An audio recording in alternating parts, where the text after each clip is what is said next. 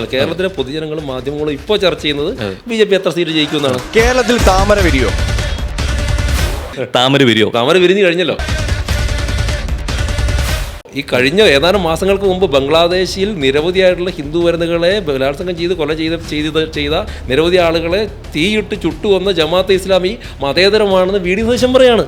അതേ വാക്കുകൾക്ക് കുഴലൂതുകയാണ് ആര്? ഈ പറയുന്ന എൽ.ഡി.എഫ്. നിങ്ങൾ കേരളത്തിലെ പ്രധാനപ്പെട്ട ക്യാമ്പസുകളെന്ന് പറഞ്ഞ് ഈ കോളേജുകളൊക്കെ 1800 സ്ഥാപിക്കപ്പെട്ടതാണ്. രൂപീകൃതമാകുമ്പോൾ തന്നെ 50% സാക്ഷരതയുള്ള ഒരു സ്റ്റേറ്റിൽ ഈ സ്വാതന്ത്ര്യത്തിന് മുമ്പ് കിട്ടിയിട്ടുള്ള വിദ്യാഭ്യാസ സ്ഥാപനങ്ങൾ ഉപയോഗിച്ചിട്ടാണ് നമ്മൾ ഇപ്പോഴും പഠിക്കുന്നത്. കേരളം പല കാര്യത്തിലും ഒന്നാമതായതിൽ ഇടതുപക്ഷ സർക്കാരിൻ്റെ കോൺട്രിബ്യൂഷൻ എന്താണ്? ഒരു സ്ത്രീ മെഡിക്കൽ കോളേജിൻ്റെ ഭിത്തി ഇടിഞ്ഞ് വീണ് അവരുടെ ശരീരത്തിൽ വീണ് അവർ മരിച്ചു. ഹർഷിന എന്ന് പറഞ്ഞ സ്ത്രീ കോഴിക്കോട് മെഡിക്കൽ കോളേജിൽ 5 വർഷമാണ് വയറ്റിൽ കത്രികയായിട്ട് നടന്നത്. ഇവിടെ സത്യത്തിൽ സംഭവിച്ചിട്ടുള്ളത് ഈ കേരളം ഭരിച്ചിട്ടുള്ള ഇടതുപക്ഷവും UDF-ഉം ഇവർ രണ്ടുപേരും നമ്മുടെ നമ്പർ 1 എന്ന് പറയുന്ന സ്ഥാനത്തെ ഇവർ പിന്നോട്ടടിക്കുകയാണ്. കോട്ടയം മെഡിക്കൽ കോളേജിൽ അഡ്മിഷൻ കിട്ടണമെങ്കിൽ തറയിൽ കിടക്കാൻ തയ്യാറാണെന്ന് എഴുതി കൊടുക്കണമെന്ന്. ലാൽമാരാർ വരുന്നു, ഗോപിനാഥകൃഷ്ണൻ വരുന്നു. വളരെ എന്താ പറയുക, വലിയ പൈസ കൊടുത്ത് സ്വാധീനിക്കുന്നുണ്ട് ഇവരെ ഈ പാർട്ടിയിലോട്ട് കൊണ്ടുവരാൻ, അല്ലെങ്കിൽ മുഖ്യ മുഖങ്ങളായിട്ട് മാറ്റാൻ ശ്രമിക്കുന്നു എന്നുള്ള ആരോപണങ്ങൾ ഇതിനൊപ്പം വരുന്നുണ്ട്. ബി.ജെ.പി പോലൊരു പാർട്ടിക്ക് പണം അങ്ങോട്ട് കൊടുത്തിട്ട് ആളുകളെ കൊണ്ടുവരേണ്ടി വരുമെന്ന് നിങ്ങൾ ചിന്തിക്കുന്നുണ്ട്? പക്ഷെ മാരാറെ സംബന്ധിച്ചിടത്തോളം ആശയപരമായിട്ടാണെങ്കിൽ പോലും ബി.ജെ.പി രാഷ്ട്രീയത്തിനോട് എതിർ പറഞ്ഞിരുന്ന ആളാണ്. ബി.ജെ.പി 2020 സഖ്യകക്ഷിയാണ്. ഇഞ്ചി മൈ മീൽ പാർട്ട്ണർ. നിയമസഭാ തെരഞ്ഞെടുപ്പിനെ ഒരിക്കൽ കൂടി കളമൊരുങ്ങുമ്പോൾ NDA സഖ്യത്തിൻ്റെ പ്രതീക്ഷകൾ ഒട്ടേറെയാണ്. ആ പ്രതീക്ഷകൾ കാക്കം കൂട്ടുന്ന പ്രവർത്തനങ്ങൾക്ക് മുമ്പിൽ നിന്ന് നയിക്കുന്ന ഒരു വ്യക്തിത്വമാണ് ഇന്ന് ലൈവ് പോഡ്കാസ്റ്റ് വിത്ത് റോഹനിലൂടെ കൂടിയുള്ളത്.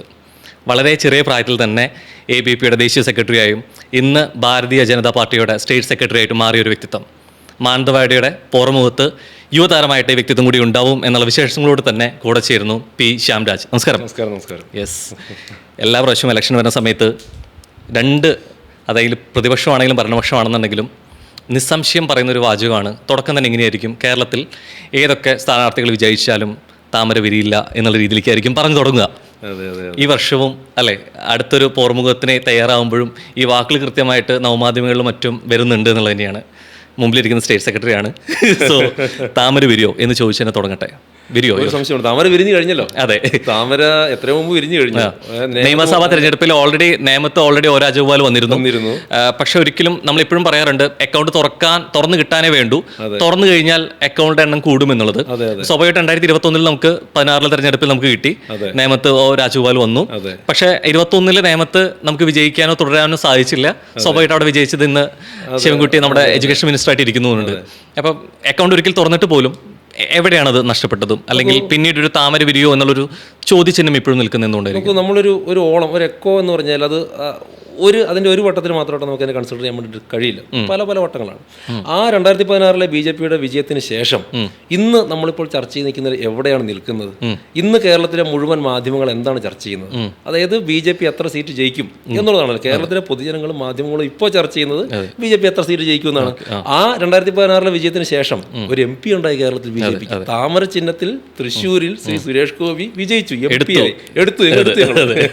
ഇപ്പൊ തിരുവനന്തപുരം കോർപ്പറേഷൻ എടുത്തു.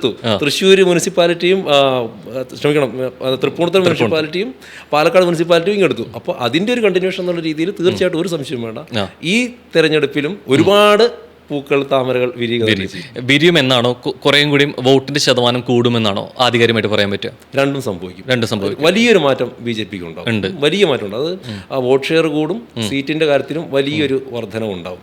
അതിൻ്റെ ഒരു കാരണം, ഒന്ന്, കേരളത്തിലെ ഇരുമുന്നണികളെയും, ഇപ്പോൾ LDF ആയിക്കോട്ടെ UDF ആയിക്കോട്ടെ, അവരിൽ നിന്ന് ജനം സത്യസന്ധമായിട്ട് മടുത്തിട്ടുണ്ട്. ഒരു വശത്ത് കഴിഞ്ഞ 10 വർഷമായിട്ട് കേരളം ഭരിച്ചുകൊണ്ടിരിക്കുന്ന ഈ കമ്മ്യൂണിസ്റ്റ് പാർട്ടി ഇപ്പോൾ കേരളത്തെ എവിടെയാണോ നമ്മൾ വികസനത്തിന്റെ ആ ഒരു യൂണിറ്റിൽ എത്തേണ്ടത് അവിടെ വരെ എത്തിക്കാതെ താഴോട്ട് താഴ്ത്തി. മറുവശത്ത് കോൺഗ്രസ് അല്ലെങ്കിൽ UDF ഒരു പ്രതിപക്ഷത്തിന്റെ ധർമ്മം എന്താണെന്ന് നിർവഹിക്കേണ്ടത് അതൊന്നും ചെയ്യാതെ അവർ ജമാഅത്തെ ഇസ്ലാമിയായിട്ട് കൂട്ടുകൂടി ജീവിക്കുകയാണ്. ഒന്ന് ആലോചിച്ച് നോക്കും. ഇപ്പോൾ കേരളത്തിന്റെ ഒരു പ്രത്യേക പരിതസ്ഥിതിയിൽ പോപ്പുലർ ഫ്രണ്ട് ബാൻ ചെയ്യപ്പെട്ടു. ഏറ്റവും കൂടുതൽ അവരുടെ നേതാക്കന്മാരുണ്ടായിരുന്ന ഒരു സ്റ്റേറ്റ് കേരളമാണ്. ആ കേരളത്തിൽ ഇവർ എങ്ങനെ വളർത്തി? ഇപ്പോൾ VD സതീശൻ പറയുന്നു ജമാഅത്തെ ഇസ്ലാമി മതേതര സംഘടനയാണെന്ന് VD സതീശൻ പറയുന്നു. അവരത് സമ്മതിക്കുന്നില്ല. ജമാഅത്തെ ഇസ്ലാമി പറയുന്നു അവർ ഒരു മതരാഷ്ട്രവാദം ഉന്നയിക്കുന്നവരാണെന്ന് പറയുന്നു. മതേതരത്വം എന്ന് പറയുന്നത് ജനാധിപത്യം എന്ന് പറയുന്നത് സമൂഹത്തിലെ രോഗങ്ങളാണെന്ന് ജമാഅത്തെ ഇസ്ലാമി പറയുന്നു. പക്ഷെ മറുവശത്ത് VD സതീശൻ പറയുന്നത് എന്താണ്? ഇവർ മതേതര പാർട്ടിയാണെന്ന്. ഇപ്പോൾ ഈ കഴിഞ്ഞ ഏതാനും മാസങ്ങൾക്ക് മുമ്പ് ബംഗ്ലാദേശിൽ നിരവധിയായിട്ടുള്ള ഹിന്ദു വരുന്നകളെ ബലാത്സംഗം ചെയ്ത് കൊല ചെയ്ത നിരവധി ആളുകളെ തീയിട്ട് ചുട്ടുവന്ന ജമാഅത്തെ ഇസ്ലാമി മതേതരമാണെന്ന് VD സതീശൻ പറയാണ്. അതേ വാക്കുകൾക്ക് കുഴലൂതുകയാണ് ആര്? ഈ പറയുന്ന LDF-ഉം. അപ്പോൾ അതുകൊണ്ട് അതിൽ ജനങ്ങൾ മടുത്തിട്ടുണ്ട്. മറുവശത്ത് നിങ്ങൾ വികസനം എടുത്തു നോക്കൂ. കേരളത്തിലെ അവസ്ഥ എന്താ? വിലക്കയറ്റത്തിൻ്റെ അവസ്ഥ എന്താണ്? നമ്മുടെ ചെറുപ്പക്കാരെവിടെയാ? റെക്കോർഡ് വേഗത്തിൽ പോയിക്കൊണ്ടിരിക്കുക. കാനഡയ്ക്ക് ഇപ്പോൾ അങ്ങോട്ട് ആളുകളെ എടുക്കൽ നിർത്തേണ്ട ഒരു അവസ്ഥ വന്നു. കാരണം നമ്മുടെ ചെറുപ്പക്കാർക്ക് അത്രമാത്രം ഇവിടെ നിന്ന് ഓടിപ്പോകേണ്ട ആവശ്യം വന്നു. പണ്ട് പക്ഷെ നമ്മുടെ സ്റ്റേറ്റിൽ മാത്രമല്ല, അത് എല്ലാത്തരം സംസ്ഥാനങ്ങളിൽ നിന്നുള്ള രീതിയിലേക്കും അത്തരത്തിലുള്ള ഹയർ സ്റ്റഡീസിന്റെ ഭാഗമായിട്ടും ജോലി സംബന്ധമായിട്ടും പോകുന്നുണ്ട്. തീർച്ചയായിട്ടും ഉണ്ട്. അതിന്റെ റേഷ്യോ ആണ് ഞാൻ പറയുന്നത്. ഇപ്പോൾ കേരളത്തിലെ പ്രത്യേകിച്ച് ദക്ഷിണ കേരളത്തിലെ പോലെ ആളൊഴിഞ്ഞ വീടുകൾ വേറെ ഏത് സംസ്ഥാനത്തുണ്ട്? നിങ്ങൾ സ്റ്റേറ്റ് ഇന്ത്യ മൊത്തം സഞ്ചരിക്കുന്ന ആളാണല്ലോ, ഞാനും സഞ്ചരിക്കുന്ന ആളാണ്. അങ്ങനെ ഒരു സിറ്റുവേഷൻ വേറെ ഒരു സംസ്ഥാനത്തും ഇല്ല. എന്തുകൊണ്ടായിരിക്കുന്നതാണ് ശരിക്കും ഒരു വീക്ഷണം എന്താ തോന്നുന്നത്? തീർച്ചയായിട്ടും അത് ഇപ്പോൾ നോക്കും. നമ്മൾ ബ്രെയിൻ ഡ്രെയിൻ്റെ കാര്യം നമ്മൾ ഇന്ത്യ പോലുള്ള രാജ്യങ്ങൾ എല്ലാ കാലത്തും സംസാരിച്ചിട്ടുണ്ട്, ഉണ്ടായിട്ടുണ്ട്. അത് യാഥാർത്ഥ്യമാണ്. നമ്മളതിനെ തിരിച്ചു കൊണ്ടുവരാനുള്ള ധാരാളം പദ്ധതികൾ തയ്യാറാക്കിയിട്ടുമുണ്ട്. പക്ഷെ അതിനൊക്കെ അപ്പുറത്തേക്കാണ്. ഒന്ന്, പണ്ട് ബ്രെയിൻ ഡ്രെയിൻ ജോലി തേടിയാണ് ചെറുപ്പക്കാർ പുറത്തു പോയിരുന്നെങ്കിൽ ഇന്ന് അതിനപ്പുറത്തേക്ക് ഹയർ സ്റ്റഡീസ് തേടിയിട്ട് പോവാണ്.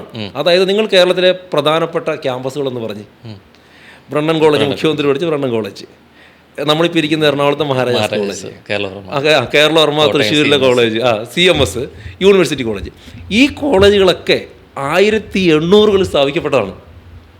അതായത് സ്വാതന്ത്ര്യം കിട്ടുന്നതിന് പോലും മുമ്പ് സ്ഥാപിക്കപ്പെട്ട ക്യാമ്പസുകളാണ്. അതിനുശേഷം കേരളത്തിൽ എത്ര ക്യാമ്പസുകളുണ്ടായി, എത്ര വിദ്യാഭ്യാസ സ്ഥാപനങ്ങളുണ്ടായി? നമ്മൾ പഠിത്തത്തിന് മുമ്പിലാണ്. 56-ൽ കേരളം രൂപീകൃതമാകുമ്പോൾ നമ്മുടെ സാക്ഷരത 50% കൂടുതലാണ്. നമ്മുടെ രാജ്യത്തിന് സാക്ഷരത ആവറേജ് ഏകദേശം 20, എൻ്റെ ഓർമ്മ ശരിയാണ്, 20-25 ഉള്ളൂ. ആ സമയത്ത് രൂപീകൃതമാകുമ്പോൾ തന്നെ 50%-ലധികം സാക്ഷരതയുള്ളൊരു സ്റ്റേറ്റിൽ ഈ സ്വാതന്ത്ര്യത്തിന് മുമ്പ് കിട്ടിയിട്ടുള്ള വിദ്യാഭ്യാസ സ്ഥാപനങ്ങൾ ഉപയോഗിച്ചിട്ടാണ് നമ്മൾ ഇപ്പോഴും പഠിക്കുന്നത്. ഇപ്പോൾ ഈ AI കാലഘട്ടമാണ്. ശരിക്കും ഒരു നമ്പർ 1 സ്റ്റേറ്റ് ആണ് എഡ്യൂക്കേഷൻ്റെ കാര്യത്തിൽ എന്ന് പറയുമ്പോൾ ഷാബ് ഏതിൻ്റെ കൂടെ നിൽക്കും? അത് ശരിയെന്ന പക്ഷം എൻ്റെ നാട് ഏറ്റവും മികച്ചതാണെന്ന് പറയാനാണോ, അല്ലെങ്കിൽ വസ്തുക്കൾക്കൊപ്പം എന്താണ് അതിൽ തിരുത്താൻ ഉദ്ദേശിക്കുന്നത്? അല്ല, എൻ്റെ നാട് എല്ലാ കാര്യത്തിലും ഏറ്റവും മികച്ചതാവണമെന്നാണ് എൻ്റെ ആഗ്രഹം. ഓക്കെ. എൻ്റെ ഇപ്പോൾ നിങ്ങൾ ശ്രദ്ധിച്ചിട്ടുണ്ടോ, ഞാൻ മുണ്ടെടുത്തിട്ടാണ്. അതായത് ഇപ്പം ഞാൻ നമ്മുടെ കൾച്ചറിനെ വളരെയധികം അഭിമാനിക്കുന്ന ഒരാളാണ്. ഇപ്പം ഞാൻ നിങ്ങൾ പറഞ്ഞല്ലോ ABVP-യുടെ യുവമോർച്ചയുടെയൊക്കെ ദേശീയ സെക്രട്ടറി ആയിരുന്നു. അവിടെ ഡൽഹി മീറ്റിങ്ങുകളിൽ പോകുമ്പോഴും ഏതൊരു സ്റ്റേറ്റിൽ ഞാൻ മുണ്ടെടുത്തിട്ടാണ് പോവുക. അവർക്ക് വലിയ ഇഷ്ടവുമാണ്. കേരളത്തിന് അത് തന്നെ തീർച്ചയായിട്ടും കേരളത്തിന് പുറത്തുള്ള ആളുകൾക്ക് നമ്മുടെ മുണ്ട് വലിയ ഇഷ്ടവുമാണ്. അപ്പം ഞാനും അതിൽ വ്യക്തിപരമായിട്ട് അഭിമാനിക്കുന്ന ആളുമാണ്. നമുക്കൊരുപാട് മുമ്പോട്ട് പോകണമെന്ന് ആഗ്രഹിക്കുന്ന ആളുമാണ്. പക്ഷെ അതിനനുസരിച്ചിട്ട് ഇവിടെയുള്ളൊരു മാറ്റം വരുത്തണ്ടേ? അതാണ് ഞാൻ പറഞ്ഞത്. വിദ്യാഭ്യാസത്തിൽ നമ്മൾ മുമ്പിൽ തന്നെയാണ്, ഒരു സംശയം വേണ്ട കാര്യത്തിൽ. പക്ഷേ അതിന് സർക്കാരിൻ്റെ കോൺട്രിബ്യൂഷൻ അവിടെയാണ് എൻ്റെ പ്രശ്നം എന്ന് പറയുന്നത്. അതായത് മലയാളി കഷ്ടപ്പെട്ട് പഠിച്ചു, മലയാളി കഷ്ടപ്പെട്ട് വേർപ്പൊഴുക്കി പണിയെടുത്തു. അത് ഗൾഫ് നാടുകളിൽ പോയി, നമ്മുടെ തിരുവിതാംകൂറിലാണെങ്കിൽ റബ്ബർ നട്ടു, അങ്ങനെ പണിയെടുത്തു. നമ്മൾ കുഴപ്പമില്ലാത്ത രീതിയിൽ സാമ്പത്തികമായിട്ട് നമ്മൾ മുന്നേറി. ഇവിടെ ഇതിന് ഊറ്റം കൊള്ളുന്നു. പ്രത്യേകിച്ച് ഇപ്പോൾ നിങ്ങൾ വരുന്ന വഴിക്കെല്ലാം നമ്മുടെ റോഡിൽ നോക്കിക്കോളൂ, കേരളം ഒന്നാമതെന്ന് പറഞ്ഞിട്ട് മുഖ്യമന്ത്രി പിണറായി വിജയനെ പടമെടുത്ത് വെച്ചിരിക്കുക. കേരളം പല കാര്യത്തിലും ഒന്നാമതായതിൽ ഇടതുപക്ഷ സർക്കാരിൻ്റെ കോൺട്രിബ്യൂഷൻ എന്താണ്? ഒരൊറ്റ ഉദാഹരണത്തിൽ നിങ്ങൾക്കത് മനസ്സിലാവും. ഇടതുപക്ഷത്തിൻ്റെ കോൺട്രിബ്യൂഷനാണ് കേരളം മുന്നിൽ നിൽക്കുന്നതെങ്കിൽ ഇന്ത്യയിൽ ഇടതുപക്ഷം ഭരിച്ച എല്ലായിടങ്ങളിലും അത് വേണം. നിങ്ങൾ വെസ്റ്റ് ബംഗാൾ എടുത്തു നോക്ക്, ത്രിപുര എടുത്തു നോക്ക്. ഇന്നും ആളുകൾ വലിക്കുന്ന ഉന്തുവണ്ടികളുള്ള ഒരു സ്റ്റേറ്റ് ആണ് വെസ്റ്റ് ബംഗാൾ. ഞാൻ പോയിട്ടുണ്ട്. വെസ്റ്റ് ബംഗാളിൻ്റെ അതിർത്തി, ബംഗ്ലാദേശിൻ്റെ അതിർത്തി ഗ്രാമങ്ങളൊക്കെ ഉണ്ട്. ദക്ഷിൺ ദിനാജ്പൂർ എന്നൊക്കെ പറഞ്ഞ ജില്ലയുണ്ട്, ബംഗ്ലാദേശിൻ്റെ അതിർത്തി ഗ്രാമങ്ങളാണ്. അവിടെ നമുക്ക് റോഡിലേക്ക് ഇറങ്ങിയാൽ ഒരു ബസ് കിട്ടുന്ന കാണണമെങ്കിൽ നമ്മുടെ ഇവിടുത്തെ ജീവിത സാഹചര്യങ്ങൾ മാറുന്നുണ്ടെങ്കിൽ, അല്ലെങ്കിൽ നമ്മുടെ ഇവിടെ മികച്ചതാണെന്ന് പറയുന്നുണ്ടെങ്കിൽ, ഇപ്പോൾ മറ്റ് സ്റ്റേറ്റുകളെ വെച്ചിട്ട് കമ്പാരിസൺ നടത്തിക്കൊണ്ട് അവിടെ അങ്ങനെ ആയത് അതുകൊണ്ട് നമ്മൾ മികച്ചതല്ല എന്നുള്ളത് പറയാണ്ടിരിക്കേണ്ടതില്ലല്ലോ. നമ്മളിവിടെ മികച്ചതാണെന്നുണ്ടെങ്കിൽ നമ്മൾ മികച്ചതാണ്. എനിക്കതിന് രണ്ടാമതൊരു അഭിപ്രായമില്ല. നമ്മൾ പല കാലത്തിനും രണ്ടാമത് തന്നെയാണ്. ഞാൻ പറയുന്നത് പൊളിറ്റിക്കലി ആ നമ്മുടെ മികവിന് ഇടതുപക്ഷത്തിന്റെ ക്ലെയിം എങ്ങനെ വരും? അത് തെറ്റാണ്. അവിടെയാണ്, അതാണ് ഞാൻ പറഞ്ഞത്. ഏതാണ് പക്ഷം പിടിക്കേണ്ട? അതാണ് ഞാൻ പറഞ്ഞത്. ഇടതുപക്ഷം പറയുന്നതാണെങ്കിൽ വെസ്റ്റ് ബംഗാളിൽ ഇത് ശരിയാവണം. കേരളവും വെസ്റ്റ് ബംഗാളും ഒരുപോലെ ആവണം അല്ലേ? അങ്ങനെയല്ലല്ലോ, അതിലും സംശയമില്ലല്ലോ. ഇല്ല, ഞാൻ ചോദിക്കുന്നത് അത് തന്നെയാണ്. ആ മാറ്റങ്ങൾ വരുന്നത് കൊണ്ട് നമ്മൾ മികച്ചതല്ല എന്നുള്ള രീതിയിലേക്ക് പറയാം. അതായിരുന്നു ഞാൻ അതിന്റെ ഒപ്പം ചോദിച്ചത്, മറുചോദ്യം ചോദിച്ചത് അതുകൊണ്ടായിരുന്നു.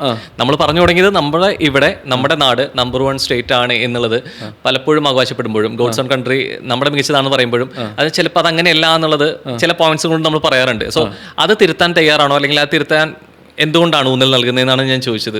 അതായത് നമ്മുടെ സ്റ്റേറ്റ് നമ്പർ 1 ആണോ? യഥാർത്ഥത്തിൽ അത് പല കാര്യങ്ങളും നമ്പർ 1 ആണ്. പക്ഷെ നമുക്കിനി മുമ്പോട്ട് പോകേണ്ടതുണ്ട്. നമ്മൾ യാഥാർത്ഥ്യ ബോധത്തോടുകൂടി സംസാരിക്കാം. കാരണം നമ്മൾ പല കാര്യത്തിലും നമ്പർ 1 ആയിരുന്നു എന്ന് പറഞ്ഞാലും തെറ്റില്ല. ഇപ്പോൾ ആരോഗ്യ രംഗം നിങ്ങൾ എടുത്തു വയ്ക്കും. നമ്മൾ ആരോഗ്യരംഗത്തിൽ നമ്മുടെ എല്ലാ കാര്യത്തിലും തന്നെ നമ്മൾ മുമ്പിൽ നിന്നിരുന്ന ആളുകളാണ്. പക്ഷെ ഇപ്പോഴത്തെ നമ്മുടെ അവസ്ഥ എന്താണ്? അതായത് മലയാളിയുടെ ആരോഗ്യ രംഗത്ത് മലയാളി മുമ്പിൽ നിൽക്കുമ്പോൾ തന്നെ നമ്മുടെ ആശുപത്രികളുടെ അവസ്ഥ എന്താണ്? നിങ്ങൾ ആലോചിച്ച് നോക്ക്. ഇപ്പോൾ കോട്ടയം മെഡിക്കൽ കോളേജ്, ഒരു സ്ത്രീ മെഡിക്കൽ കോളേജിൻ്റെ ഭിത്തി ഇടിഞ്ഞ് വീണ് അവരുടെ ശരീരത്തിൽ വീണ് അവർ മരിച്ചു. ഒന്നാലോചിച്ച് നോക്ക്, ഹോസ്പിറ്റലിൽ പോകുന്നതാണ്. ഹർഷിന എന്ന് പറഞ്ഞ സ്ത്രീ കോഴിക്കോട് മെഡിക്കൽ കോളേജിൽ 5 വർഷമാണ് വയറ്റിൽ കത്രികയായിട്ട് നടന്നത്. ഉഷ എന്ന് പറഞ്ഞ സ്ത്രീ ആലപ്പുഴ മെഡിക്കൽ കോളേജിൽ 5 വർഷം. അവർ മൂത്രം ഒഴിക്കുമ്പോൾ അവരുടെ മൂത്രത്തിൽ കൂടി ചോര വരിക. അതായത് ഇവിടെ സത്യത്തിൽ സംഭവിച്ചിട്ടുള്ളത്, ഈ കേരളം ഭരിച്ചിട്ടുള്ള ഇടതുപക്ഷവും UDF-ഉം ഇവർ രണ്ടുപേരും ഇവിടുത്തെ, അതാണ് ഞാൻ പറഞ്ഞത്, മലയാളികൾ ഉണ്ടാക്കിക്കൊണ്ടുവന്നിരുന്ന നമ്മുടെ നമ്പർ 1 എന്ന് പറയുന്ന സ്ഥാനത്തെ ഇവര് പിന്നോട്ടടിക്കുകയാണ് ചെയ്തത്. അവിടെയാണ് എൻ്റെ പോയിന്റ്. ആയിരുന്നു, ഇപ്പൊ അല്ല എന്നാണ് പറഞ്ഞു വെക്കുന്നത്. അല്ലാതാക്കാൻ ഇവർ ശ്രമിക്കുകയാണ്. ഇടതുപക്ഷവും കോൺഗ്രസും അതുപോലെ ശക്തമായിട്ട് അവർ മത്സരിക്കുകയാണ്. എങ്ങനെയാണ് കേരളത്തിൽ എങ്ങനെയും ഒന്ന് കുഴിയിലേക്ക് എങ്ങനെ ചാടിക്കുകയെന്ന് അവർ മത്സരിക്കലാണ്. അപ്പോൾ അതിനൊക്കെ ബദലായിട്ട് കേരളം എങ്ങനെയാണോ അത് ഇനിയും മികച്ച രീതിയിൽ മുമ്പോട്ട് കൊണ്ടുപോകണം എന്നുള്ളതാണ് ഞങ്ങൾ BJP മുമ്പോട്ട് വയ്ക്കുന്നത്. അങ്ങനെയെങ്കിൽ എന്താ കുറേയും കൂടി മൂന്നൽ നൽകുന്നത്? അല്ലെങ്കിൽ വാഗ്ദാനങ്ങൾ എന്നുള്ള സ്ഥിരം ഞാൻ വാക്ക് ഞാൻ ഉപയോഗിക്കുന്നില്ല എങ്കിൽ പോലും എത്രത്തോളം മാറ്റങ്ങൾ ഇപ്പോൾ പറയുന്ന #, എന്നെ മാറാത്തത് മാറും, കേരളം വികസിപ്പിക്കുന്നതാണ് NDA പറഞ്ഞു വെക്കുന്നത്. അപ്പം ആ മാറ്റങ്ങൾ എപ്രകാരമായിരിക്കും, എന്തിലൂടെയായിരിക്കും എന്ന്? സമഗ്രമായിട്ടുള്ള മാറ്റം ഉണ്ടാവണം. ഇപ്പോൾ ഉദാഹരണം പറഞ്ഞിട്ടുണ്ടെങ്കിൽ വിദ്യാഭ്യാസ രംഗം ഞാൻ പറഞ്ഞു. ഇപ്പോൾ നമ്മൾ ന്യൂ എഡ്യൂക്കേഷൻ പോളിസി കേന്ദ്ര സർക്കാർ കൊണ്ടുവന്നു. നമ്മൾ പഴയ കാലത്തെ 10-40 വർഷം മുമ്പുണ്ടായിരുന്ന ഒരു എഡ്യൂക്കേഷൻ പോളിസിയാണ് ഈ AI കാലഘട്ടത്തിലും വെറും 3-4 വർഷം മുമ്പ് വരെ പഠിച്ചുകൊണ്ടിരുന്നത്. അതിൽ നിന്ന് നമുക്ക് മാറ്റം ഉണ്ടായി, ന്യൂ എഡ്യൂക്കേഷൻ പോളിസി നമുക്ക് വന്നു. ഇനി കേരളത്തിലെ നമ്മുടെ ചെറുപ്പക്കാർ പുറത്തു പോകാൻ വേണ്ടിയുള്ള പ്രധാനപ്പെട്ട കാരണം എന്താ? അവർക്ക് ആവശ്യമുള്ള രീതിയിലുള്ള കോഴ്സുകൾ കേരളത്തിലില്ല. ആ കോഴ്സുകൾ നമ്മൾ കൊണ്ടുവരണം. അപ്പോൾ AI പോലുള്ള കോഴ്സുകൾ, ഇപ്പോൾ സിനിമ നമ്മുടെ ചെറുപ്പക്കാർക്ക്, എനിക്ക് തോന്നുന്നു ഏറ്റവും കൂടുതൽ സിനിമാ മോഹികളുള്ള ഒരു സംസ്ഥാനം നമ്മുടെ കേരളമാണ്. നമുക്ക് എല്ലാവർക്കും ആഗ്രഹം ഉണ്ടായിരുന്നു അല്ലേ, സിനിമയിൽ അഭിനയിക്കണമെന്നൊക്കെ നമുക്ക് എല്ലാവർക്കും ആഗ്രഹമുണ്ട്. നമ്മൾ എവിടെ പോയി പഠിക്കും? ഒരു ഫിലിം ഇൻസ്റ്റിറ്റ്യൂട്ട് ഉണ്ട് കേരളത്തിൽ, KR നാരായണ ഫിലിം ഇൻസ്റ്റിറ്റ്യൂട്ട്. അത് തന്നെ ഈ സർക്കാർ കുളവാക്കി. അവിടെ സമരമായിരുന്നു, ഞാൻ ആ സമരത്തിൽ പങ്കെടുത്തിരുന്നു. അവിടെ തന്നെ അവിടുത്തെ കുട്ടികൾക്ക് വേണ്ട ഗ്രാൻഡ് പോലും കൊടുക്കാതെ, ഭക്ഷണം പോലും കൊടുക്കാതെ അവിടെ മൊത്തം തന്നെ ഈ സംസ്ഥാന സർക്കാർ കുളവാക്കി. അടൂരൊക്കെ വിഷയം നിങ്ങൾ അറിഞ്ഞിട്ടുണ്ടാവും ഞാൻ വിചാരിക്കുന്നു. അതിനപ്പുറത്തേക്ക് സിനിമ പഠിക്കണമെങ്കിൽ അവിടെ പഠിക്കും. ഇവിടെ പുതിയ സിനിമ പഠിക്കാൻ വേണ്ടിയിട്ടുള്ള സ്ഥാപനങ്ങൾ ഉണ്ടാവണം. ഉന്നതമായിട്ടുള്ള വിദ്യാഭ്യാസം, AI പോലുള്ള കോഴ്സുകൾ പഠിക്കാൻ വേണ്ടിയിട്ടുള്ള സ്ഥാപനങ്ങൾ ഉണ്ടാവണം. അങ്ങനെ വിദ്യാഭ്യാസ രംഗം കുറച്ചുകൂടി തൊഴിലധിഷ്ഠിതമായിട്ടൊക്കെ, കാലാനുസൃതവും തൊഴിലധിഷ്ഠിതവുമായിട്ട് വിദ്യാഭ്യാസ രംഗം മാറേണ്ടതായിട്ടുണ്ട്. മറുവശത്ത് ആരോഗ്യരംഗത്തെ അവസ്ഥ ഞാൻ പറഞ്ഞു.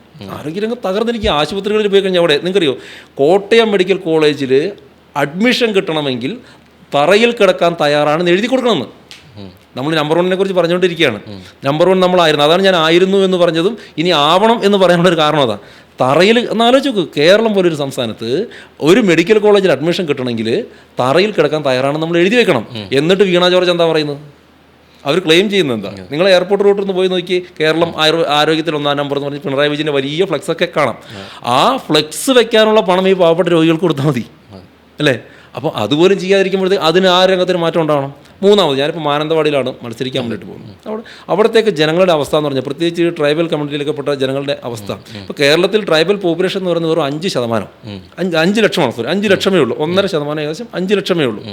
ആ 5 ലക്ഷം ആളുകൾക്ക് കയ്യിൽ 1 കോടി കൊടുത്താൽ പോലും അവർ വികസിക്കപ്പെടാവുന്നത്ര പണം കേരളത്തിൽ ചിലവാക്കപ്പെട്ടിട്ടുണ്ട്. പക്ഷെ ആ പണം മൊത്തം ചെന്നത് ആ പാവപ്പെട്ടവരുടെ കയ്യിലല്ല എന്നുള്ളത് മാത്രമാണ് പ്രശ്നം. ഇപ്പോൾ tribal minister Shri OR Kelu അദ്ദേഹത്തിൻ്റെ മണ്ഡലം കൂടിയാണ്.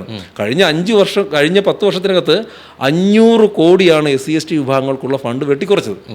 ഞാൻ നിങ്ങൾ ഇപ്പോഴും കാണിച്ചു തരാം. അതായത് നമ്മൾ ഈ അതിദാരിദ്ര്യ നിർമ്മാർജ്ജനം നടത്തിയല്ലോ കേരള സർക്കാർ. കേരളത്തിൽ ഇന്ന് വയനാട്ടിലും നിലമ്പൂരും ഈ ഏറുമാടങ്ങളിൽ താമസിക്കുന്ന ആളുകളെ ഞാൻ കാണിച്ചു തരാം. എൻ്റെ കൂടെ നിങ്ങൾ ക്യാമറയൊക്കെ ഇട്ട് വന്നാൽ ഞാൻ നിങ്ങളെ കാണിച്ചു തരാം.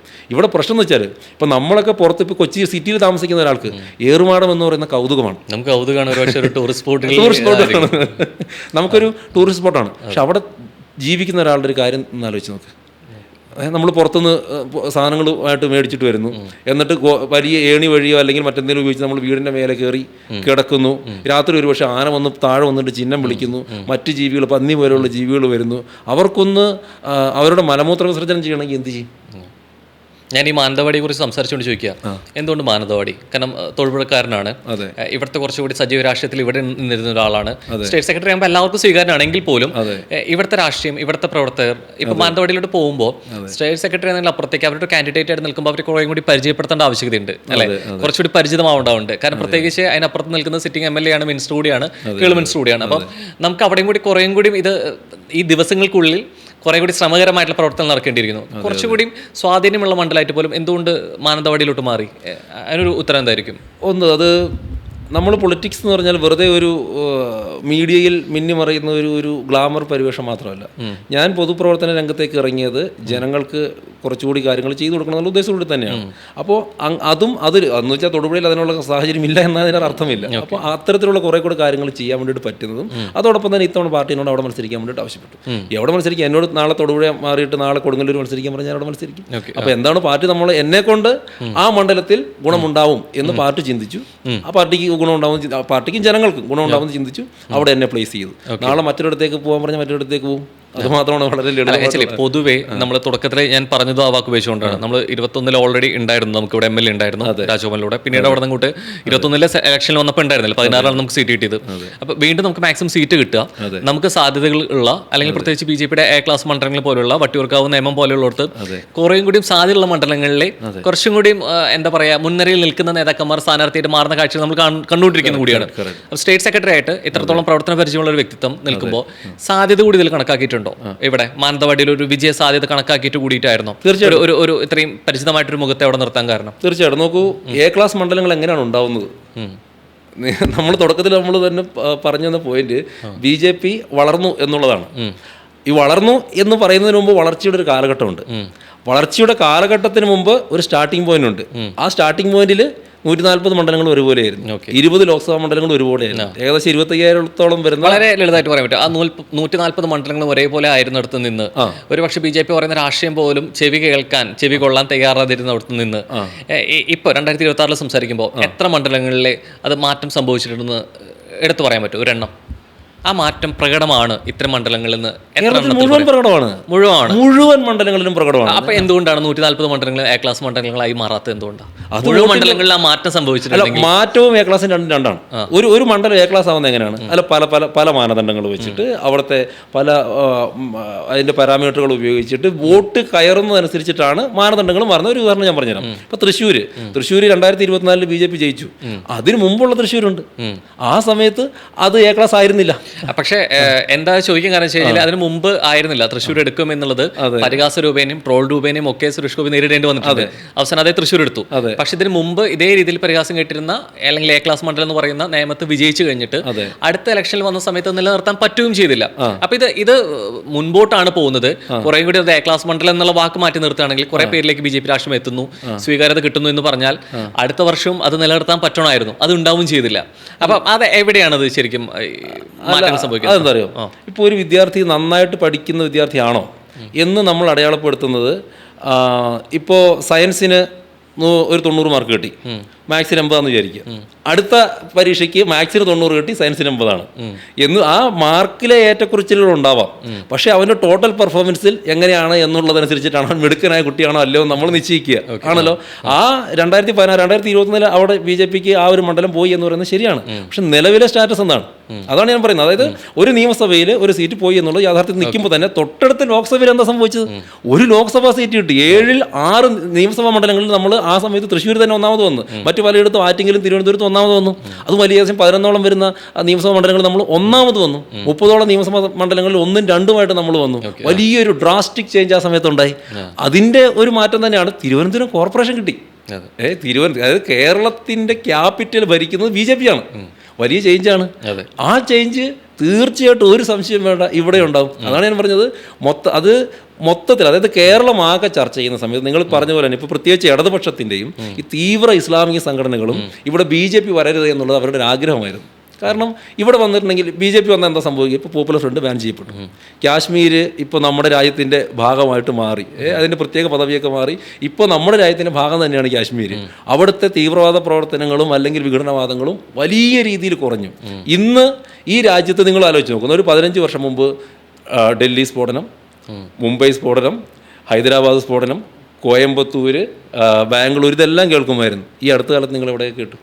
അപ്പോൾ വലിയ രീതിയിലൊരു മാറ്റം ഈ രാജ്യത്ത് കൊണ്ടുവരാൻ വേണ്ടി പറ്റിയിട്ടുണ്ട്. പിന്നെ ഒരു കാര്യം കൂടി ഞാൻ പറയാം, സാമ്പത്തിക രംഗത്ത് നമ്മൾ എങ്ങനെയൊക്കെയോ നമ്മൾ 2014 വരെ 10ാം സ്ഥാനത്തൊക്കെ നമ്മൾ വലിയ സാമ്പത്തികത്തിൽ വന്നതാണ്. നരേന്ദ്രമോദി വരുന്നു, അടുത്ത അതിനൊരു 1-2 വർഷത്തിന് ശേഷം തന്നെ പെട്ടെന്ന് നമ്മളൊരു 5ാം സ്ഥാനത്തേക്ക് വരുന്നു. ലോകത്തെ 5ാമത്തെ എക്കോണമിയാണ് വന്നു. 4 പിന്നീട് നമ്മൾ 4ാം സ്ഥാനത്തേക്ക് വരുന്നു. ഇനി നമ്മൾ 3ാമത്തേത് ആകാൻ വേണ്ടിയിട്ട് പോകുന്നു. അപ്പോൾ അത്തരത്തിലുള്ള വലിയ വലിയ മാറ്റങ്ങൾ നമ്മുടെ രാജ്യത്തിൽ വന്നുകൊണ്ടിരിക്കുകയാണ്. ഇവർക്കത് ആഗ്രഹിക്കുന്നില്ല. ഈ തിരുവനന്തപുരത്ത് വിജയം എന്ന് പറയുമ്പോൾ സ്വാഭാവികമായിട്ട് ആ വിജയത്തിൻ്റെ മധുരം കുറയ്ക്കാൻ അവിടുത്തെ മേയർ ആവശ്യകത കൂടിയത് ഒരു കാരണമായോ? തർക്കങ്ങൾ കാരണമായോ? പ്രത്യേകിച്ച് ഇല്ല, തർക്കങ്ങളുണ്ടായില്ലല്ലോ. സ്വാഭാവികമായിട്ട് അത് മാധ്യമങ്ങൾ പറയുന്നതിനൊക്കെ അപ്പുറത്തേക്ക് ഇപ്പോൾ താങ്കൾ ഉദ്ദേശിച്ച പ്രത്യേകിച്ച് ശ്രീലയെ പോലെ ഉള്ള മേയർ ആവുമെന്നൊരു സാധ്യത നിലനിർത്തി പിന്നീട് മേയറായത് വി രാജേഷ് ആയിരുന്നു. അപ്പം സ്വാഭാവികമായിട്ട് അത്തരത്തിലുള്ള അല്ലെങ്കിൽ ഇപ്പോൾ അത് പൊതുവായിട്ടത് പ്രകടിപ്പിച്ചില്ലെങ്കിൽ പോലും അത് സംഭവിച്ചു. അതിൽ ആരാണ് മേയറെ തിരഞ്ഞെടുക്കുന്ന ആരാണ്? കേരളത്തിലെ മാധ്യമങ്ങളാണോ BJP ആണോ? ഓക്കെ, അല്ല എപ്പോഴും പലപ്പോഴും മാധ്യമ വിചാരണകൾ ഇപ്പോഴും ഉണ്ടാവാറുണ്ട്, രാഷ്ട്രീയവുമായി ബന്ധപ്പെട്ട് ഉണ്ടാവാറുണ്ട്. ശരിക്കും അത്തരത്തിലുണ്ടായിരുന്നു. കാരണം ഇന്ന് അത് ഏറ്റവും നേരത്തെ പറഞ്ഞ പോലെ എ ക്ലാസ് മണ്ഡലം എന്ന രീതിയിലേക്ക് സൂചിപ്പിക്കുന്ന വട്ടിയൂർക്കാവിലെ സ്ഥാനാർത്ഥിയായിട്ട് നിൽക്കുന്നത് ഇതേ അല്ലെ ശ്രീലേഖ. അപ്പോൾ അതൊരു പക്ഷേ മേയർ സ്ഥാനം കൊടുക്കാത്തതിന് പകരമായിട്ടുള്ള ഒരു പ്രത്യുപകാരമായിട്ട് മാറുന്ന കാഴ്ച കൂടി കാണുന്നുണ്ട്. അപ്പൊ അതുകൊണ്ട് ഞാൻ ചോദിക്കുകയാണ്, ശരിക്കും പകരമല്ല എന്താ അറിയോ, ഇപ്പോ പകരം അല്ലെങ്കിൽ ശരിക്കും ഒരു സ്ഥാനാർത്ഥിയെ നിർത്തേണ്ടതുണ്ട്. അവിടെ ഓൾറെഡി വിജയിച്ച ഒരാൾ കൂടിയാണ്. അവരാരാണ്? മുൻ DGP അല്ലേ, ആദ്യത്തെ IPS വനിതയാണ്. അപ്പോൾ അതായത് നിങ്ങൾ ഓൾ ഇന്ത്യ ലെവലിൽ എടുത്ത് നോക്കിയിട്ടുണ്ടെങ്കിൽ ഇത്തരത്തിലുള്ള റിട്ടയർഡ് IAS ഓഫീസർമാർ, IPS ഓഫീസർമാർ, ഇപ്പോൾ BJPയുടെ കേരള സ്റ്റേറ്റിൻ്റെ സഹപ്രഭാരി തന്നെ അപരാജിത സാരംഗി എന്ന് പറഞ്ഞിട്ട് MP ആണ്, അവർ IAS രാജിവെച്ചിട്ട് വന്നതാണ്.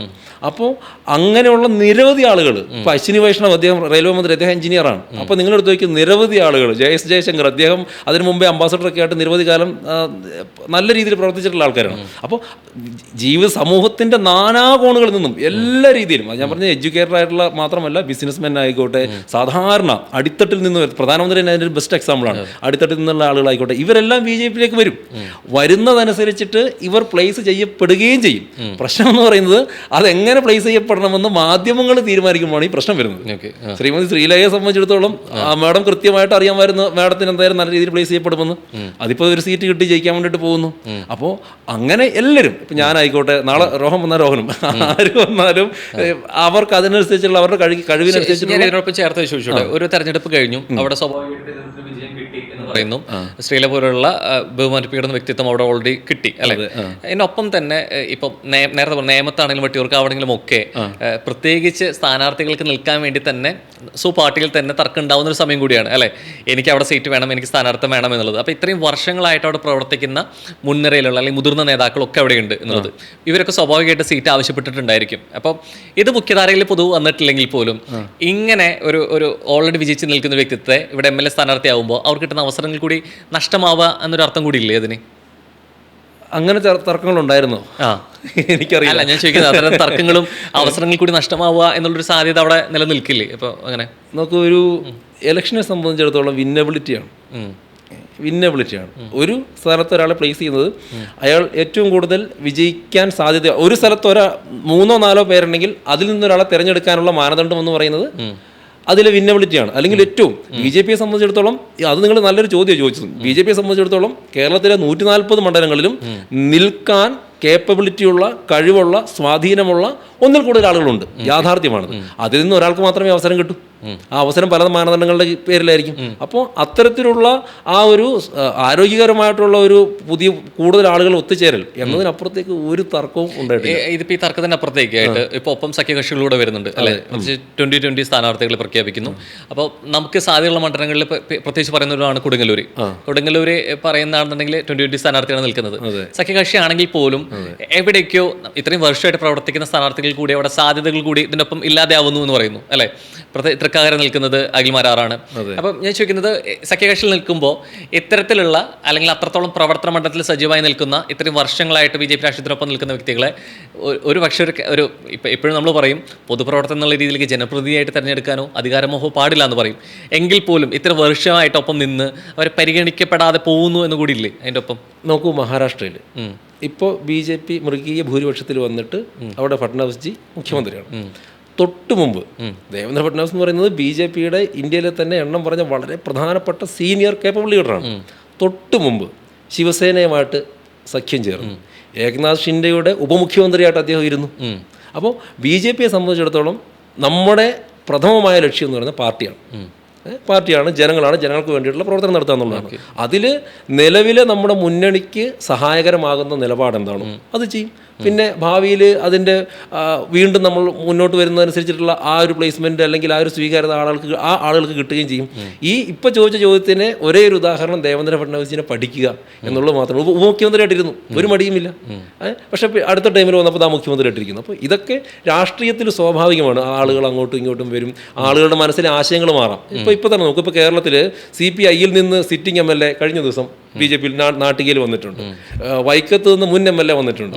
ആളുകളുടെ മനസ്സിലെ ആശയങ്ങൾ മാറും. കൂടുതൽ നല്ല ആശയങ്ങൾ, കൂടുതൽ വികസനത്തിന് കൂടെ നിൽക്കുന്ന ആളുകളിലേക്ക് പാർട്ടിയിലൊക്കെ ആളുകൾ വരിക. ശരിക്കും ഓരോ രാജഗോപാൽ അദ്ദേഹം മാത്രമല്ല MLA ആയിരുന്നു. ഇപ്പൊ വേണമെങ്കിൽ പറയാം നാട്ടികയിൽ ഒരു MLA ഉണ്ടെന്നല്ലേ. ഒരുപാട് പേര് CC ബൂത്ത് വന്നിരിക്കുന്നു. ഒരു മാസ കാലയളവുള്ളെങ്കിൽ പോലും അദ്ദേഹം BJPയുടെ ഭാഗമായിട്ട് നിൽക്കുന്നു. അപ്പോൾ ഇതിന്റെ ഒപ്പം തന്നെ താരങ്ങളായിട്ടുള്ള മുഖങ്ങളെ കാണാൻ പറ്റുന്നു. നേരത്തെ ഞാൻ സൂചിപ്പിച്ചു അഖിൽമാരാർ വരുന്നു, ഗോപിനാഥകൃഷ്ണൻ വരുന്നു. അപ്പോൾ നവമാധ്യമങ്ങളിലാണ് റിയാലിറ്റി ഷോകളിലും സജീവ സാന്നിധ്യമായിട്ട് നിൽക്കുന്നു. അപ്പം ഇതിന്റെ ഒപ്പം തന്നെ ചേർത്ത് വെക്കുന്ന കാര്യങ്ങൾ കൂടിയുണ്ട്. വളരെ എന്താ പറയുക, വലിയ പൈസ കൊടുത്ത് സ്വാധീനിക്കുന്നുണ്ട് ഇവരെ ഈ പാർട്ടിയിലോട്ട് കൊണ്ടുവരാൻ, അല്ലെങ്കിൽ മുഖ്യ മുഖങ്ങളായിട്ട് മാറ്റാൻ ശ്രമിക്കുന്നു എന്നുള്ള ആരോപണങ്ങൾ ഇതിനൊപ്പം വരുന്നുണ്ട്. അപ്പം ഈ താരങ്ങളായിരിക്കുന്നവരെ സ്ഥാനാർത്ഥികളായിട്ട് വരുന്ന സമയത്ത് എങ്ങനെയാണ് ഇതിന്റെ സാധ്യതകൾ എങ്ങനെയാണ്? നോക്കൂ, നിങ്ങൾ കരുതുന്നുണ്ടോ BJP പോലൊരു പാർട്ടിക്ക് പണം അങ്ങോട്ട് കൊടുത്തിട്ട് ആളുകളെ കൊണ്ടുവരേണ്ടി വരുമെന്ന് നിങ്ങൾ ചിന്തിക്കുന്നുണ്ട്? ഒരു നമ്മുടെ ലോജിക്കിന് നിരക്കാത്തതാണ് അല്ലേ? BJP അങ്ങനെ ഒരു ആവശ്യമേ ഇല്ല. അതായത് നിങ്ങളൊന്ന് ആലോചിച്ചു, ഇപ്പോൾ ലെയർ ബൈ ലെയർ ആയിട്ട് വലിയ ഒരു ഗ്രൂപ്പ് ഓഫ് ലീഡേഴ്സ് ഇപ്പോൾ തന്നെ BJPക്ക് ഉണ്ട്. അപ്പോൾ ഞങ്ങളെ സംബന്ധിച്ചിടത്തോളം നാഷണൽ ലെവലിലാണെങ്കിലും സ്റ്റേറ്റ് ലെവലാണെങ്കിലും പണം അങ്ങോട്ട് കൊടുത്തിട്ട് ഒരാളെ പോലും കൊണ്ടുവരേണ്ട ആവശ്യമില്ല. BJP വളരുന്നതനുസരിച്ചിട്ട് അല്ലെങ്കിൽ BJPയുടെ ആശയത്തിലും നമ്മുടെ വികസന പ്രവർത്തനത്തിലും ആകൃഷ്ടരായി ആളുകൾ ഇങ്ങോട്ട് വരുന്നതാണ്. പക്ഷെ മാരാറെ സംബന്ധിച്ചിടത്തോളം ആശയപരമായിട്ടാണെങ്കിൽ പോലും BJP രാഷ്ട്രീയത്തിനോട് എതിർ പറഞ്ഞിരുന്ന ആളാണ്. BJP അല്ലല്ലോ, അതെ, ഇപ്പൊ 2020 സഖ്യകക്ഷിയാണ്. ഒരു ആശയത്തിനോട് നമ്മൾ എതിർപ്പ് പ്രകടിപ്പിക്കുന്നതിൽ സഖ്യകക്ഷിയാണെങ്കിൽ അതിനോട് യോജിക്കുന്നു എന്നല്ലേ പറഞ്ഞു വെക്കാൻ അതിന്റെ അർത്ഥം അല്ലേ? അല്ല, അത് പൊളിറ്റിക്സിൽ അങ്ങനെയാണ്. ഇപ്പോൾ നോക്കൂ, അഖിൽമാരാർ 2020 മെമ്പർഷിപ്പ് എടുക്കുന്നു, അദ്ദേഹം അവിടെ മത്സരിക്കുന്നു. ആ 2020 BJPയോടൊപ്പം വരാൻ വേണ്ടിയിട്ട് തയ്യാറായി. അതിനർത്ഥം BJPയുടെ പോളിസി 2020 അംഗീകരിക്കുന്നു തന്നെയാണ്. അപ്പോൾ അങ്ങനെ വരുമ്പോഴത്തേക്ക് വരട്ടെ. അതിനപ്പുറത്തേക്ക് പോളിസി അംഗീകരിക്കുന്നതുകൊണ്ടാണ് പ്രത്യേകിച്ച് RCയും അതേപോലെ തന്നെ സാബുവും ജേക്കബും കൂടി ഒരുമിച്ചാണ് പത്രസമ്മേളനം നടത്തിയത് അല്ലേ? അത് ഇദ്ദേഹം ഉണ്ടായിരുന്നു, നമ്മുടെ VDJSന്റെ അധ്യക്ഷനും ഉണ്ടായിരുന്നു, അപ്പോൾ അവരെല്ലാവരും ഉണ്ടായിരുന്നു. അപ്പോൾ അതൊക്കെ ഒരു പൊളിറ്റിക്സിൽ സ്വാഭാവികമായിട്ട് നടക്കുന്ന കാര്യങ്ങളാണ്. അപ്പോൾ അവർ വന്നതിൽ സന്തോഷം. ഇനിയും ആളുകൾ വരുമെന്ന് ഞാൻ പ്രതീക്ഷിക്കുന്നു. അപ്പോൾ അവരുടെ സ്വാധീനം, തീർച്ചയായിട്ടും അവരുടെ സ്വാധീനം നമുക്ക് ചെറുപ്പക്കാരിലൊക്കെ പ്രത്യേകിച്ചുണ്ടാകുന്ന സ്വാധീനം നമുക്ക് ഗുണം ചെയ്യും. ശരിക്കും കൂടുതൽ ആളുകൾ വരുന്നു പറയുമ്പോൾ സാധാരണ രീതി പ്രതിപക്ഷ നേതാവാണ് ആ വാക്ക് പറഞ്ഞുകൊണ്ടിരിക്കുന്നത്, വിസ്മയങ്ങൾ സംഭവിക്കുന്നു. ഇപ്പോൾ വിസ്മയങ്ങൾ ഇതെല്ലാം അങ്ങോട്ടും ഇങ്ങോട്ടും മാറണം. ഏതെങ്കിലും ഒരു പാർട്ടി അപേക്ഷിച്ച് ഒരു പക്ഷേ കുറേ വർഷങ്ങളായിട്ട് ഇപ്പം നമ്മളെപ്പോഴും പറയും കക്ഷി രാഷ്ട്രീയം ആയിക്കോട്ടെ, ആശയപരമായിട്ട് എതിർപ്പുകൾ ഉണ്ടെങ്കിലും വ്യക്തിപരമായിട്ടല്ലേ എല്ലാവരും അതിനൊരു പ്രതിപക്ഷ ബഹുമാനം കൊടുക്കണം എന്ന രീതിയിലേക്ക് ഇപ്പം നമ്മൾ പറയും. ഒരു ഇലക്ഷൻ വരുമ്പോൾ ഒരു വർഷം ഏത് പാർട്ടി ആയിക്കോട്ടെ ഇത്രയും വർഷം അതിൽ പ്രവർത്തിച്ചിട്ട് ഇപ്പൊ താങ്കൾ പോലെ ഇത്രയും വർഷമായിട്ട് പാർട്ടിയോടൊപ്പം നിൽക്കുന്ന ആളാണ്, പ്രത്യേകിച്ച് പെട്ടെന്ന് ഒരു സീറ്റ് കിട്ടാതെ ആകുമ്പോഴേക്കും അവരുടെ ആശയങ്ങൾ മാറുന്നു, പാർട്ടി മാറുന്നു, പെട്ടെന്നൊരു നേരം പുലരുമ്പോഴേക്കും അടുത്തൊരു പാർട്ടിയായിട്ട് മാറുന്നത് പ്രവണത കാണുന്നത് എല്ലാ പാർട്ടികളും കാണുന്നുണ്ട്. എങ്ങനെ നോക്കി കാണണം? ഞാൻ പറയുന്നത് ഏതെങ്കിലും ഒരു രാഷ്ട്രീയ പാർട്ടി എന്നല്ല, ഒരു പൊതുപ്രവർത്തന നിലയിലും അല്ലെങ്കിൽ ഒരു ഇപ്പുറത്ത് നിൽക്കുന്ന ഒരു പൗരൻ നിലയിലും എങ്ങനെ നോക്കി കാണണം ഇത്തരം മാറ്റങ്ങൾ? തീർച്ചയായിട്ടും അത്തരത്തിലുള്ള സീറ്റ് കിട്ടാതെയുള്ള മറുവശത്തേക്കുള്ള ചാട്ടങ്ങൾ ഞാൻ അംഗീകരിക്കുന്നില്ല. പക്ഷേ ഒരു ആശയത്തെ ഉൾക്കൊണ്ടുകൊണ്ട് ആണ് വരുന്നതെങ്കിൽ തീർച്ചയായിട്ടും അത് അംഗീകരിക്കപ്പെടേണ്ടതുമാണ്. അപ്പോൾ അത് പോയിന്റ് അതിലേക്കാണ് ഞാൻ ചോദിച്ചത്. അപ്പോൾ അത്തരത്തിൽ വരുന്ന ആളുകൾ എല്ലാവരും, ഇപ്പോൾ ഹിമന്ത ബിശ്വ ശർമ്മ അദ്ദേഹം ഒരു ബെസ്റ്റ് എക്സാമ്പിളാണ്. അദ്ദേഹം കോൺഗ്രസ്സിൽ ശ്രീ രാഹുൽ ഗാന്ധി അദ്ദേഹത്തെ കാണാൻ പോലും സമ്മതിക്കാത്തൊരു കാലഘട്ടം ഉണ്ടായിരുന്നു. ഇപ്പോൾ നോക്കൂ, ഇന്ത്യയിലെ തന്നെ ഏറ്റവും മികച്ചൊരു മുഖ്യമന്ത്രിയായിട്ട് അദ്ദേഹം പെർഫോം ചെയ്തുകൊണ്ടിരിക്കുകയാണ്. പ്രത്യേകിച്ച് ബംഗ്ലാദേശ് വിഷയത്തിലൊക്കെ അദ്ദേഹം അതിഗംഭീരമായിട്ട് പെർഫോം ചെയ്തുകൊണ്ടിരിക്കുകയാണ്. അപ്പോൾ അതിൻ്റെ ഒരു കാരണം ഞാൻ മനസ്സിലാക്കുന്നത് അദ്ദേഹത്തിൻ്റെ കഴിവിനനുസരിച്ച് അദ്ദേഹം ഒരു ദേശീയവാദി കൂടിയാണ്. അദ്ദേഹത്തിൻ്റെ ബംഗ്ലാദേശിനെതിരേക്കുള്ള സ്റ്റേറ്റ്മെൻറ്റ് കണ്ടാൽ അറിയാം, ബംഗ്ലാദേശ് നമ്മുടെ ചിക്കനൊക്കെ കട്ട് ചെയ്യുമെന്ന് പറഞ്ഞപ്പോഴത്തേക്ക് അദ്ദേഹം പറയും നിങ്ങളുടെ കുറേനൊക്കെ ഞങ്ങളുടെ കയ്യിലുണ്ട്, എല്ലാവരൊക്കെ ഞങ്ങൾ കട്ട് ചെയ്യും എന്ന് പറയുകയുണ്ടായി. അപ്പോൾ അങ്ങനെയൊക്കെ പറയാൻ പറ്റുന്നതും അദ്ദേഹത്തിൻ്റെ മനസ്സിൽ ആശയമുള്ളതുകൊണ്ടാണ്. അപ്പോൾ ആശയപരമായിട്ട് യോജിക്കുന്നവർ വരട്ടെ. മറുവശത്തേക്ക് ഒരു സീറ്റ് കിട്ടാത്തത് കൊണ്ട് മാത്രം വരുന്നതെങ്കിലും വരികയോ പോവുകയോ ചെയ്യുന്നതിനോട് എനിക്ക് യോജിപ്പില്ല. അല്ലെ, ഇപ്പൊ ആശയങ്ങളോട് ആകർഷകരായിട്ട് വരുന്നതിനോട് നമുക്ക് മനസ്സിലാക്കാം.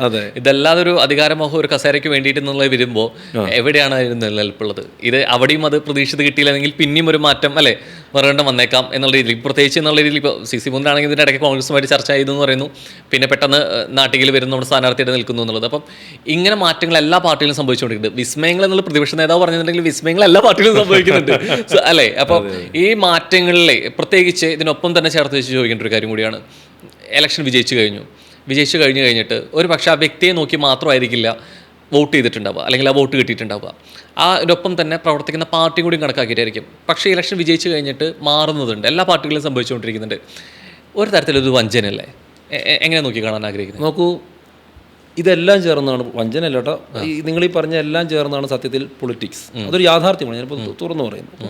ഇപ്പം ഇതിൻ്റെ ഈ ചോദ്യത്തിൻ്റെ ഉത്തരം ഇപ്പം എന്നോട് ചോദിച്ചാൽ, ഇപ്പം ഇത്തവണ എനിക്ക് സീറ്റ് കിട്ടിയില്ലായിരുന്നെങ്കിൽ പാർട്ടി പറയുന്ന ഏത് ജോലിയാണോ അത് ഞാൻ ചെയ്യുമായിരുന്നു എന്നുള്ളതാണ് എനിക്ക് അതിനുള്ള ഉത്തരം. കാരണം കഴിഞ്ഞ 15 വർഷമായിട്ട് ഞാൻ 15-20 വർഷമായിട്ട് ഇതിനകത്തുകൊണ്ട് ഈ ഒരു ആശയം എന്നെ ഇവിടെ വരെ എത്തിച്ചു. എന്തൊക്കെ പറഞ്ഞാലും നമ്മളിപ്പോൾ ഒരു പോഡ്കാസ്റ്റ് ചെയ്തുകൊണ്ടിരിക്കുമ്പോഴും ഇങ്ങനെ സംസാരിക്കാൻ പോലും എന്നെ കേപ്പബിൾ ആക്കിയത് ഈ പ്രസ്ഥാനമാണ്. അപ്പോൾ അതുകൊണ്ട് എനിക്ക് ഇത്തവണ സീറ്റ് ഉണ്ടെങ്കിലും അടുത്തവണ സീറ്റ് ഉണ്ടെങ്കിലും ഇല്ലെങ്കിലും ഒക്കെ ഞാൻ എന്താണോ പ്രസ്ഥാനം പറയുന്നത്, BJP പറയുന്നത്, അത് ഞാൻ ചെയ്യും. പിന്നെ മറ്റുള്ളതെല്ലാം രാഷ്ട്രീയത്തിൻ്റെ സ്വഭാവമാണ്. നമ്മളത് ഒരു സമൂഹത്തിൽ എന്താണ് പല പല രീതിയിലുള്ള പല പല സ്വഭാവത്തിലുള്ള ആളുകളൊക്കെ ഉണ്ടാവും, അതിൻ്റെ റിഫ്ലക്ഷൻ പൊളിറ്റിക്സിലുണ്ടാവും. അപ്പോൾ അതിന് അങ്ങനെ മാത്രമേ നമുക്ക് കാണാൻ വേണ്ടിയിട്ട് സാധിക്കൂ. ഇതെല്ലാം ചേർന്നതാണ് രാഷ്ട്രീയം എന്ന് പറയുന്നത്.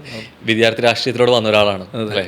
അതായത് ഞാൻ തന്നെ കേട്ടിട്ടുണ്ട്, ഏകദേശം ABVP-യുടെ ഫുൾ ടൈം പ്രവർത്തകനായിട്ട് ഒരു 6 മാസക്കാലം വർക്ക് ചെയ്യാവോ എന്നൊരു ചോദ്യത്തിന് മറുപടിയായിട്ട് കയ്യിൽ കിട്ട തുണിയായിട്ട് കയറി വന്ന ആള് പിന്നെ 16 വർഷമായിട്ട് തിരിച്ചു പോയിട്ടില്ല എന്നുള്ളത്. 20 വർഷത്തേക്ക് പോകുന്നു അല്ലേ ഏകദേശം. അപ്പോൾ അത്രയും വർഷമായിട്ട് ഉണ്ടായിരുന്നു എന്നുള്ളത്. അപ്പം എനിക്ക് തോന്നുന്നു ഇതിനപ്പുറത്തേക്ക് അങ്ങനെ ഒരു യാത്രയിൽ ഒരു സജീവ രാഷ്ട്രീയം ഒന്നും മനസ്സിൽ കണ്ടിരുന്നില്ലേ? അല്ലെങ്കിൽ ഒരു ആശയത്തിലായിരിക്കും ഞാൻ എൻ്റെ ഭാവി, അല്ലെങ്കിൽ ഇതിൽ ഞാൻ ഇത്രത്തോളം സ്ഥാനങ്ങൾ വരും എന്നുള്ളത് ഒരു 6 മാസ കാലാവധി മാത്രം മനസ്സിൽ കണ്ട ആ വിദ്യാർത്ഥി രാഷ്ട്രീയത്തിൽ സജീവമായിരുന്ന P. ശ്യാമരാജൻ ഉണ്ടായിരുന്നില്ലേ അങ്ങനെ ഒരു ലക്ഷ്യം?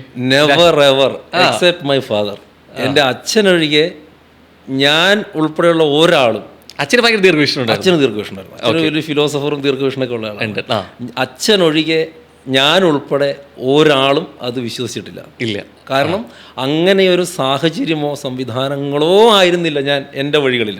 അതുകൊണ്ട് ഞാൻ സ്വപ്നത്തിൽ പോലും കരുതിയിരുന്നില്ല ഇങ്ങനെയൊക്കെ രാഷ്ട്രീയത്തിൽ വരുമെന്നോ ഇത്തരത്തിൽ മത്സരിക്കേണ്ടി വരുമെന്നോ TV ചാനലുകളിലൊക്കെ ഇരിക്കേണ്ടി വരുമെന്നോ ഒന്നും, അതൊക്കെ നമ്മുടെ സ്വപ്നങ്ങളിൽ മാത്രം ഉണ്ടായിരുന്നതാണ്. അപ്പോൾ ഞാൻ ഒരിക്കലും ചിന്തിച്ചിരുന്നതേ ഇല്ല. പക്ഷേ ഒരു കാര്യം എനിക്കുണ്ടായിരുന്നു. കാരണം ഞാൻ എൻ്റെ ചുറ്റുപാടുകളിൽ നിന്നുള്ള ആളുകൾക്ക് അവരുടെ അന്നത്തെ ജീവിത സാഹചര്യങ്ങളിൽ നിന്നൊരു മോചനം ഉണ്ടാവണം എന്ന് ഞാൻ ആത്മാർത്ഥമായിട്ട് ആഗ്രഹിച്ചിരുന്നു. ഇപ്പോൾ ഞാൻ എഞ്ചിനീയറിംഗ് കോളേജിൽ പഠിക്കുമ്പോൾ തന്നെ വീക്കെൻഡിൽ ഞാൻ പോയിട്ട് കുട്ടികൾക്കൊക്കെ ഫ്രീ ആയിട്ട് ട്യൂഷൻ എടുത്ത് കൊടുക്കുമായിരുന്നു. അങ്ങനെ ചെയ്യലുണ്ടായിരുന്നു. പിന്നെ പരമാവധി ABVP-യുടെ ഫുൾ ടൈമറായിട്ടിരിക്കുന്ന സമയത്താണെങ്കിലും ഒരു ഫിനാൻഷ്യൽ ബാക്ക്ഗ്രൗണ്ടൊക്കെ ഉള്ള ആളുകളെ കണ്ടിട്ട് കുട്ടികൾ തീരെ ബുദ്ധിമുട്ടുള്ള കുട്ടികൾക്ക് അവരിൽ നിന്ന് ഒരു എമൗണ്ട് ഒരു സ്റ്റൈപ്പൻഡ് പോലെ കൊടുക്കുക, അങ്ങനെ കുറേ കാര്യങ്ങൾ ചെയ്യുമായിരുന്നു. അപ്പോൾ ആ ഒരു ആഗ്രഹം മനസ്സിലുണ്ടായിരുന്നു. അതിന് പൊളിറ്റീഷ്യൻ ആവണമെന്ന് തന്നെ നിർബന്ധമൊന്നുമില്ല, ഒരു NGO തുടങ്ങിയാലും മതി. അപ്പോൾ നിങ്ങൾ ചോദിച്ച ചോദ്യത്തിൻ്റെ പൊളിറ്റിക്സിലോട്ട് വരും എന്നൊരു ചിന്തയുണ്ടായിരുന്നു വെച്ചാൽ ഒരിക്കലുമില്ല. ഇപ്പോൾ 2010 ഞാൻ MA എഞ്ചിനീയറിംഗ് കോളേജ് പഠിക്കുമ്പോൾ അന്നത്തെ എൻ്റെ ABVP-യുടെ ആളുകൾ, ഞങ്ങൾ സെക്കൻഡ് ഇയർ പഠിക്കുമ്പോൾ ഞങ്ങൾ കോളേജ് യൂണിയൻ പിടിച്ചു. ABVP-ക്ക് സെക്കൻഡ് ഇയർ യൂണിയൻ കിട്ടുന്നു. അപ്പോൾ അവിടുത്തെ ജില്ലയുടെ ABVP-യുടെ ആളുകൾ വന്നു. അപ്പോൾ അവരെന്നോട് പറഞ്ഞു, ഇങ്ങനെയാണ് പറയുന്നത്, 6 മാസം നീ വരിക, നിനക്ക് നിന്റെ സോഷ്യൽ വർക്ക് ചെയ്യാം, നിന്റെ സപ്ലൈ എഴുതിയെടുക്കാം, 6 മാസം കഴിയുമ്പോൾ നിനക്ക് തിരിച്ചു പോവാം, വേണമെങ്കിൽ തിരിച്ചു ശരിക്കും വേണ്ടായിരുന്നു എന്ന് എനിക്ക് എൻ്റെ മനസ്സിൽ തോന്നിയിട്ടുണ്ടാവും. പിന്നെ അത് കണ്ടിന്യൂ ചെയ്തു. ആ ഒരു യാത്രയിൽ നിന്ന് ഇപ്പോഴും കണ്ടിന്യൂ ചെയ്തുകൊണ്ടിരിക്കുന്നു. ഇനിയിപ്പോൾ ജീവിതാവസാനം വരുന്നുണ്ടാവും, തുടർന്നുകൊണ്ടേയിരിക്കും. ഇടയ്ക്ക് പറഞ്ഞു, ഞാൻ വാക്കുകൾ കടർത്ത് പറയാം, ട്യൂഷൻ എടുത്തിരുന്നു എന്നുള്ള സാധനം. ഒരു കാലത്ത് സ്കൂളിൽ വരുമ്പോൾ ഇപ്പൊ ആദ്യ ദിനം സ്കൂളിലാണെങ്കിലും pre-KG ആണെങ്കിലും അംഗൻവാടിയിലാണെങ്കിലും കരഞ്ഞുകൊണ്ട് തിരിച്ച് അച്ഛനമ്മമാരോടൊപ്പം പോകുന്ന ബാല്യം എല്ലാവരിലും കടന്നു പോയിട്ടുണ്ടാവും. പക്ഷെ ആദ്യമായിട്ടുണ്ട് പക്ഷെ കുട്ടികളെ കണ്ടിട്ട് ഇത്രയും ക്രൗഡിനെ കണ്ട് ഫേസ് ചെയ്യാൻ പേടിച്ചിട്ടൊരാൾ പടങ്ങിപ്പോയ ഒരാൾ പിന്നീട് അടുത്ത വർഷം തിരിച്ചു വരുന്നത് ആ കുട്ടികൾക്ക് തന്നെ മലയാളം ക്ലാസ് എടുത്തുകൊണ്ടാണ്. പണ്ടൊരിക്കൽ അത്രത്തോളം ഉൾനാട്ടത്തിൽ അമ്മയോടൊപ്പം സഞ്ചരിച്ച് ഫോറസ്റ്റ് ഉദ്യോഗസ്ഥരൊപ്പം തന്നെ ഒരു കാക്കയെ കണ്ടിട്ട് സ്വാഭാവികമായിട്ട് പേടി തോന്നിയ ഒരാൾ പിന്നീട് വർഷങ്ങൾക്ക് ഇപ്പുറം നമ്മൾ സാക്ഷിയാവുന്നത് അത്രത്തോളം മാർച്ചിൽ മുമ്പിൽ നിന്ന് നയിക്കുന്ന ഒരു വ്യക്തിത്വമാണ്. അപ്പം ഈ മാറ്റങ്ങൾ എവിടെയാണ് സംഭവിക്കുന്നത്? ഈ മാറ്റങ്ങളുടെ പ്രധാന കാരണമായിട്ട് നിമിത്തമായിട്ട് മാറുന്നത് എന്തിലായിരുന്നു? അത് 2-3 കാരണങ്ങളുണ്ടാവും. എനിക്ക് തോന്നുന്നു, ഒന്ന്, എന്നെ ഇങ്ങനെ ഈ മാറ്റിയത് പൊതുവെ നിങ്ങളൊക്കെ സംഘപരിവാർ പ്രസ്ഥാനം എന്ന് പറയുന്ന BJP, RSS, ABVP ഒക്കെ തന്നെയാണ്. ആ പ്രസ്ഥാനമാണ് എന്നെ ഇങ്ങനെ മാറ്റിയത്. മറ്റൊന്ന് എൻ്റെ അച്ഛനാണ്. അച്ഛൻ്റെ ഒരു വലിയ രീതിയിലുള്ള സപ്പോർട്ടും അച്ഛൻ്റെ വാക്കുകളുമാണ് എന്നെ ഇങ്ങനെ, അച്ഛനും അമ്മയും കണ്ടു എൻ്റെ ഫാമിലി മാറ്റിയത്. മറ്റൊന്ന്, ഞാൻ എൻ്റെ പഠിച്ച സ്കൂളാണ്, നവോദയ സ്കൂളിലായിരുന്നു എൻ്റെ പഠനം. അപ്പോൾ ഞാൻ ആ കാലത്ത് അത്തരം ഒരു ഉൾഗ്രാമത്തിൽ നിന്ന് ഒരു CBSE സ്കൂളിൽ പൂർണ്ണമായിട്ടുള്ള ഫെസിലിറ്റിയോടുകൂടി പഠിക്കാൻ പറ്റുക, ഭാഷകൾ പഠിക്കാൻ പറ്റുക എന്ന് പറയുന്നത് വലിയൊരു ലക്കാണ്. പ്രത്യേകിച്ച് ഹിന്ദി, ഇംഗ്ലീഷൊക്കെ. അപ്പോൾ ആ 3 ഫാക്ടറുകളാണ് ഈ വഴിയിൽ എനിക്ക് എന്താണ് പ്രധാനമായിട്ട് തീർച്ചയായിട്ടും. അത് ശരിക്കും ഇത് ഇങ്ങനെ വരുന്ന സമയത്ത് ഇപ്പോൾ ആ യാത്ര എത്തി നിൽക്കുന്നത് ഇപ്പൊ പറഞ്ഞു ഏറ്റവും പ്രായം കുറഞ്ഞ സ്റ്റേറ്റ് സെക്രട്ടറി ആണെന്ന് പറഞ്ഞു. പക്ഷേ ഏറ്റവും പ്രായം കുറഞ്ഞ സ്റ്റേറ്റ് സെക്രട്ടറി ആയിട്ട് നിൽക്കുമ്പോൾ അതിന് മുമ്പ് യുവമോർച്ചയുടെ ആണെങ്കിലും ABVP ആണെങ്കിലും ദേശീയ സെക്രട്ടറി ആയിട്ട് വരെ പോയി നിൽക്കുന്നുണ്ട്. ഞാൻ ചോദിക്കാൻ ആഗ്രഹിക്കുന്നത് ഇതൊന്നുമല്ല, ശത്രുക്കൾ കുറെ ഉണ്ടാവുമല്ലോ നല്ല പോലെ. കാരണം വർഷങ്ങൾക്ക് കൊണ്ട് വരെ എത്തിപ്പെടാൻ പറ്റാത്ത സ്ഥാനങ്ങളിൽ വളരെ ചെറുപ്പത്തിൽ ഒരു ചെറുപ്പക്കാരൻ വന്ന് ആ സ്ഥാനത്തിലിരിക്കുന്നു, വളരെ ഭംഗിയായിട്ട് ഒരു അമരക്കാരനായിട്ട് മാറുന്ന കാഴ്ചകൾ കാണുന്നു. അപ്പം കൂടെ നിൽക്കുന്നവരിൽ വരെ ശത്രുക്കൾ ഉണ്ടാകാൻ ഭയങ്കര സാധ്യതയുണ്ട് തുറന്ന് ചോദിക്കുകയാണെങ്കിൽ. അപ്പോൾ ശത്രുക്കൾ എത്രത്തോളം സംഭവിച്ചിട്ടുണ്ട് ഈ കാലയളവിനുള്ളിൽ? 0 അതെ. നിസ്സംശയം പറയാം. കാരണം എന്നോട് പലരും ചോദിക്കാറുണ്ട് നിങ്ങളുടെ ഗോഡ് ഫാദർ ആരാണ്. ഞാൻ അവരോടൊക്കെ പറയുന്ന ഉത്തരവുണ്ട്. എൻ്റെ ഗോഡ് ഫാദർ എന്ന് പറഞ്ഞാൽ എൻ്റെ പ്രവർത്തകന്മാരാണ്, സ്വയം സേവകരാണ്. ഞാനൊരു ഇടുക്കിക്കാരനാണ്. ഞാനിപ്പോൾ താമസിക്കുന്നത് എറണാകുളത്താണ്. ഇടുക്കിയിൽ നിന്ന് എറണാകുളത്ത് വരുമ്പോഴും ഇടുക്കിയിലുള്ളവരും എറണാകുളത്തുള്ളവരും എൻ്റെ ഒപ്പം ഉണ്ട്. ഇപ്പോൾ നാളെ രാവിലെ മാനന്തവാടിക്ക് പോവുകയാണ്, അവിടുന്ന് നിരവധി ആളുകൾ വിളിച്ചുകൊണ്ടിരിക്കുന്നു, അവരവിടെ എൻ്റെ ഒപ്പം ഉണ്ട്. ഞാൻ നാഷണൽ സെക്രട്ടറി ആയിരുന്നു പറഞ്ഞു. ഇപ്പോൾ ഒട്ടുമിക്ക സംസ്ഥാനങ്ങളിലെ ആളുകൾ ഒരു പാൻ ഇന്ത്യ കോൾ വന്നുകൊണ്ടേ ഇരിക്കലാണ്, അഭിനന്ദനങ്ങൾ പറഞ്ഞുകൊണ്ടും അവർ വർക്കിലേക്ക് വരാമെന്നൊക്കെ പറഞ്ഞുകൊണ്ടൊക്കെ വന്നുകൊണ്ടിരിക്കുകയാണ്. അപ്പോൾ ആ ആളുകളൊക്കെ, ആ പ്രവർത്തകരൊക്കെയാണ് നമ്മളെ താങ്ങി നിർത്തുന്നത്. അവരുടെ വലിയൊരു സ്നേഹം അത് നിങ്ങൾക്ക് ശ്രദ്ധിച്ചാൽ മനസ്സിലാവുകയും ചെയ്യും. അവരൊക്കെ നമ്മുടെ കൂടെ തന്നെ, എൻ്റെ കൂടെ തന്നെ ഒന്നും പ്രതീക്ഷിക്കാതെ ധാരാളം ആളുകൾ ഒപ്പം നിൽക്കുന്നുണ്ട്. അത് സത്യത്തിലൊരു ശക്തിയാണ്, ശത്രുവല്ല. ഈ തൊടുപുഴക്കാരനാണ്, എറണാകുളത്ത് താമസിക്കണോ എന്ന് പറഞ്ഞുകൊണ്ട് തന്നെ ചോദിക്കുകയാണ്, മാനന്തവാടിയിൽ ഒരു വീട് വെക്കാൻ പറ്റുമോ? തീർച്ചയായിട്ടും എന്തായാലും 4-ാം തീയതി വോട്ടെണ്ണി കഴിയുമ്പോഴത്തേക്ക് മാനന്തവാടി ഒരു വീട് വെക്കാൻ പറ്റും തന്നെയാണ് പ്രതീക്ഷ. ഈ സ്കൂളിലേക്ക് തന്നെ പോവാണ്. സ്വാഭാവികമായിട്ട് പലപ്പോഴും നമ്മൾ പലപ്പോഴും കഥകളിലായിരിക്കും പറയുക. സ്കൂൾ കാലഘട്ടത്തിൽ നമ്മൾ ചിലപ്പോൾ ഓർക്കുക പഴയ ക്ലാസ് മുറികളും സൗഹൃദങ്ങളും, അല്ലെങ്കിൽ അതിനപ്പുറത്തേക്ക് മഴക്കാലത്ത് പോകുന്നതിനെ കുറിച്ചായിരിക്കും, ആദ്യ വിദ്യാലയമുറ്റത്തെ കുറിച്ച് ഓർക്കുക. പക്ഷേ ശ്യാമരാജിനെ സംബന്ധിച്ചിടത്തോളം അത്ര തന്നെ സുഖമുള്ള ഓർമ്മകളല്ല തുടക്ക കാലത്ത് എന്നുള്ളതും ആ യാത്രകളും അത്ര സുഖമല്ല എന്നുള്ള രീതിയിൽ കേട്ടിട്ടുണ്ട്. ആയിരുന്നില്ലേ സ്കൂളിലോട്ടുള്ള യാത്ര? നോക്കൂ, നൊസ്റ്റാൾജിയ എന്ന വാക്ക് മനോഹരമാണ്.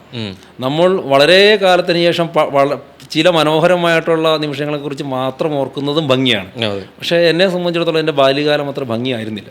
ഇപ്പോഴും ഞാൻ ആസ്വദിക്കുക ആസ്വദിക്കാറുണ്ടെങ്കിലും അത് ഞാൻ കടന്നുപോയ വഴികളിൽ അത്ര ഭംഗിയുള്ളതായിരുന്നില്ല. അതായത് ഒരിക്കൽ കൂടി ഉണ്ടാവണം എന്ന് ആഗ്രഹിക്കാത്തൊരു കാലം. ഞാൻ പറഞ്ഞു, എനിക്ക് മാത്രമല്ല, ഞാൻ അന്ന് അതനുഭവിച്ചത് ഞാൻ മാത്രമല്ല, അവർക്കും ഉണ്ടാവരുത്, ഇനി വരും തലമുറകൾക്കും അങ്ങനെ ഉണ്ടാവാൻ വേണ്ടിയിട്ട് പാടില്ല. എന്താ ശരിക്കും അങ്ങനെ? അത് ആ ഒരു കാലഘട്ടത്തിൽ എനിക്ക് തോന്നുന്നിപ്പോൾ ഞാൻ എന്നെ ആദ്യം നഴ്സറിയിൽ പോലും അംഗനവാടിയിൽ പോലും കൊണ്ട് വിടാതെയാണ് എന്നെ ആദ്യം 1-ാം ക്ലാസ്സിൽ, ഒരു വിജയദശമി ദിവസം എന്നെ അച്ഛൻ 1-ാം ക്ലാസ്സിൽ കൊണ്ട് ചേർക്കുന്നു. മുള്ളരിങ്ങാട്, നാട്ടിലെ Mullaringad government higher secondary school. അന്ന് 1500 വലിയ സ്റ്റുഡൻസ് ഒക്കെ ഉള്ളൊരു സ്കൂളാണ്. അപ്പോൾ ചേരുന്നു. അപ്പോൾ എനിക്ക് ഇത്രയൊരു ക്രൗഡിനെ കണ്ടിട്ട് എനിക്ക് അവരെ മാനേജ് ചെയ്യാൻ വേണ്ടി പറ്റുന്നില്ല, അല്ലെങ്കിൽ അവരെ അഭിസംബോധന ചെയ്യാൻ വേണ്ടി എനിക്ക് പറ്റുന്നില്ല.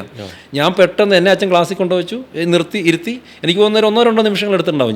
എനിക്ക് അവരുമായിട്ട് സംസാരിക്കാനോ അവരുമായിട്ട് ഇടപഴകാനോ പറ്റാതെ ഞാൻ ഇറങ്ങി ഓടി ഞാൻ.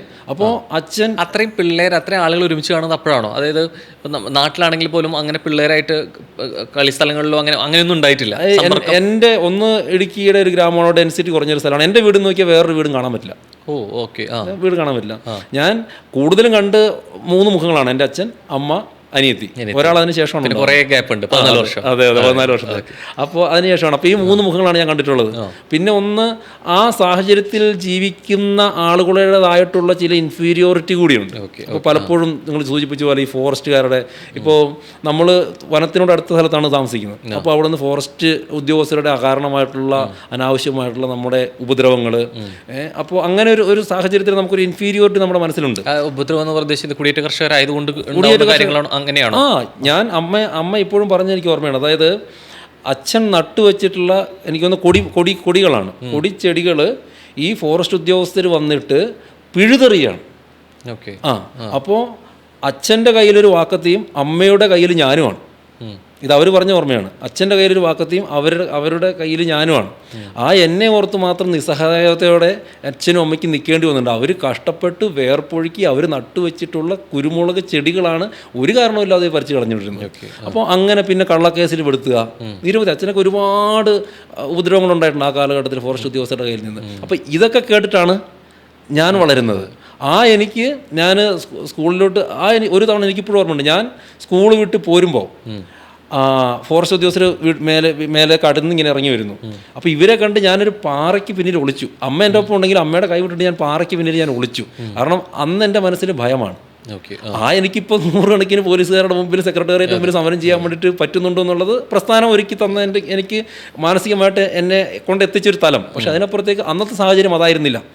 അപ്പോൾ ആ ഒരു ഫോറസ്റ്റ് ഉദ്യോഗസ്ഥരുടെ ഉപദ്രവം, അങ്ങനെ ഒരു ഇൻഫീരിയർ ഒരു മാനസികാവസ്ഥയിൽ നിൽക്കുമ്പോഴാണ് സ്കൂളിൽ ചെല്ലുന്നത്. അപ്പോൾ സ്കൂളിൽ ചെല്ലുമ്പോൾ അത്രയും കുട്ടികളോട് അവർ ഓൾറെഡി സെറ്റാണ്. കാരണം അവർ നേരത്തെ സ്കൂളിൽ ചേർന്നു, എന്നെ വിജയദശമി ദിവസമാണ് ചേർക്കുന്നത്. അപ്പോൾ അവർ ജൂൺ 1 എന്നെ ഒന്ന് ചേർത്തു. അവർ സെറ്റ് ടീമാണ്. അവർക്കിടയിലേക്ക് എനിക്ക് ചെല്ലാൻ പറ്റുന്നില്ല. ഞാൻ ഇറങ്ങി അച്ഛൻ്റെ ഒപ്പം ഓടി. അപ്പോൾ ഓടിക്കഴിഞ്ഞപ്പോൾ അച്ഛൻ അതാണ് ഒന്നും പറഞ്ഞു. അവർ ഓൾറെഡി ടോട്ടൽ ക്ലാസ്സിലെ പിള്ളേര് അവർ സെറ്റ് ടീമാണ്. നമ്മൾ wild card entry correct wild card entry ആണ്. അപ്പോൾ അന്നത്തെ വൈൽഡ് കാർഡ് ശരിക്കും വൈൽഡാണ്.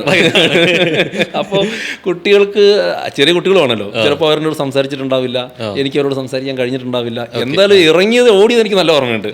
അപ്പോൾ ഓടി അച്ഛൻ ഒരു വാക്കുപോലും എനിക്ക് നല്ല ഓർമ്മയുണ്ട്, ഒരു വാക്കുപോലും എന്നോട് പറഞ്ഞില്ല. നീ പോയി ഇരിക്കുന്നോ അടിക്കുകയോ ഒന്നും ചെയ്തിട്ടില്ല. നേരെ കൈ പിടിച്ച് വീട്ടിലോട്ട് കൊണ്ടുപോയി. അച്ഛന് ഇത്തിരി ദേഷ്യക്കാരനൊക്കെ ആണ് എങ്കിലും നേരെ വിളിച്ച് എന്നെ കൈ പിടിച്ച് വീട്ടിലോട്ട് കൊണ്ടുപോയി. അമ്മയോട് കാര്യം പറഞ്ഞു. അപ്പോഴാണ് അമ്മ എന്നെ സ്ലേറ്റും പെൻസിലും വാങ്ങി തന്ന് പഠിപ്പിക്കുന്നു. അക്ഷരങ്ങൾ അമ്മ പഠിപ്പിച്ചു തന്നു. അക്ഷരങ്ങൾ നന്നായിട്ട് പഠിച്ചു. എനിക്ക് ഭാഷ പഠിക്കാൻ ഇഷ്ടമാണ്. അപ്പോഴും ഇപ്പോഴും ഭാഷകൾ ഞാൻ ധാരാളം പഠിക്കും. അപ്പോൾ അന്നും എനിക്ക് മലയാളം അങ്ങനെ പഠിക്കാൻ ഇഷ്ടമാണ്. അപ്പോൾ അമ്മ എല്ലാ അക്ഷരങ്ങളും പഠിപ്പിച്ചു തന്നു. ബാലരമയും ബാലമംഗളം പൂമ്പാറ്റയും അമർചിത്രകഥകളൊക്കെ വാങ്ങി തന്നു. ഞാനത് വായിക്കാൻ പഠിച്ചു. തൊട്ടടുത്ത വർഷം എന്നെ 1ാം ക്ലാസ്സിൽ ചേർക്കുമ്പോൾ എൻ്റെ ക്ലാസ്സിലുള്ള മറ്റു കുട്ടികളെ ഞാൻ അക്ഷരങ്ങൾ പഠിപ്പിക്കുമായിരുന്നു. സിനിമാറ്റിക് മൊമെന്റ് ആയി. തീർച്ചയായിട്ടും ആ ഒരു ഫ്ലോ കണ്ടിന്യൂ ചെയ്യാൻ എനിക്ക് പറ്റി. അതായത് ആ പഠിക്കാനുള്ള, അപ്പം ഞാൻ പഠിക്കുന്ന കുട്ടിയായി. നമ്മുടെ മനസ്സ് അങ്ങനെ പരുവപ്പെട്ടു. അതിനുശേഷം ആ ക്ലാസ്സിൽ മാത്സ് പഠിക്കുമ്പോൾ, സയൻസ് പഠിക്കുമ്പോഴൊക്കെ എൻ്റെ മനസ്സ് എനിക്ക് പഠിക്കാനുള്ള ആഗ്രഹമുണ്ട്, താല്പര്യമുണ്ട്. ഞാനൊരു പഠിക്കുന്ന കുട്ടിയായി. അങ്ങനെയാണ് നവോദയ എൻട്രൻസ് എഴുതുന്നത്. അപ്പോൾ എൻ്റെ ഒരു റിലേറ്റീവ് ഉണ്ട്, അമ്മയുടെ ചേച്ചിയുടെ മകൻ. ആള് പറയുന്നു നവോദയ എഴുതണം, നമ്മുടെ ജീവിതത്തിൽ വലിയ മാറ്റം ഉണ്ടാവും, ഫ്രീ വിദ്യാഭ്യാസമാണ്, CBSE വിദ്യാഭ്യാസമാണ്, സ്പോർട്സിലും ഗെയിംസിലൊക്കെ നമുക്ക് വലിയ പ്രാധാന്യം കിട്ടും, ഭാഷ പഠിക്കാം. ഇത് കേട്ടതോടെ എനിക്ക് സമാധാനമായി, ഇഷ്ടം കൂടി. എന്നെക്കാളും ഇഷ്ടമായി അച്ഛനും അമ്മയും. അന്ന് ഇപ്പം നമ്മുടെ കയ്യിൽ ഫോണുണ്ട്, വീഡിയോ കോൾ എല്ലാം ചെയ്യാം. വീട്ടിൽ ഫോണില്ല, വീട്ടിൽ നിന്നല്ല, ആ ഏരിയയിലൊന്നും ഒരു വീടുകളിൽ ഫോണില്ല. തൊട്ടടുത്ത നമ്മൾ സാധനങ്ങൾ വാങ്ങുന്ന കടയിലൊരു ലാൻഡ് ഫോണുണ്ട്. എന്തെങ്കിലും ആവശ്യമുണ്ട് കടയിലെ ഫോൺ നമ്പറാണ് സ്കൂളിൽ കൊടുക്കുന്നത്.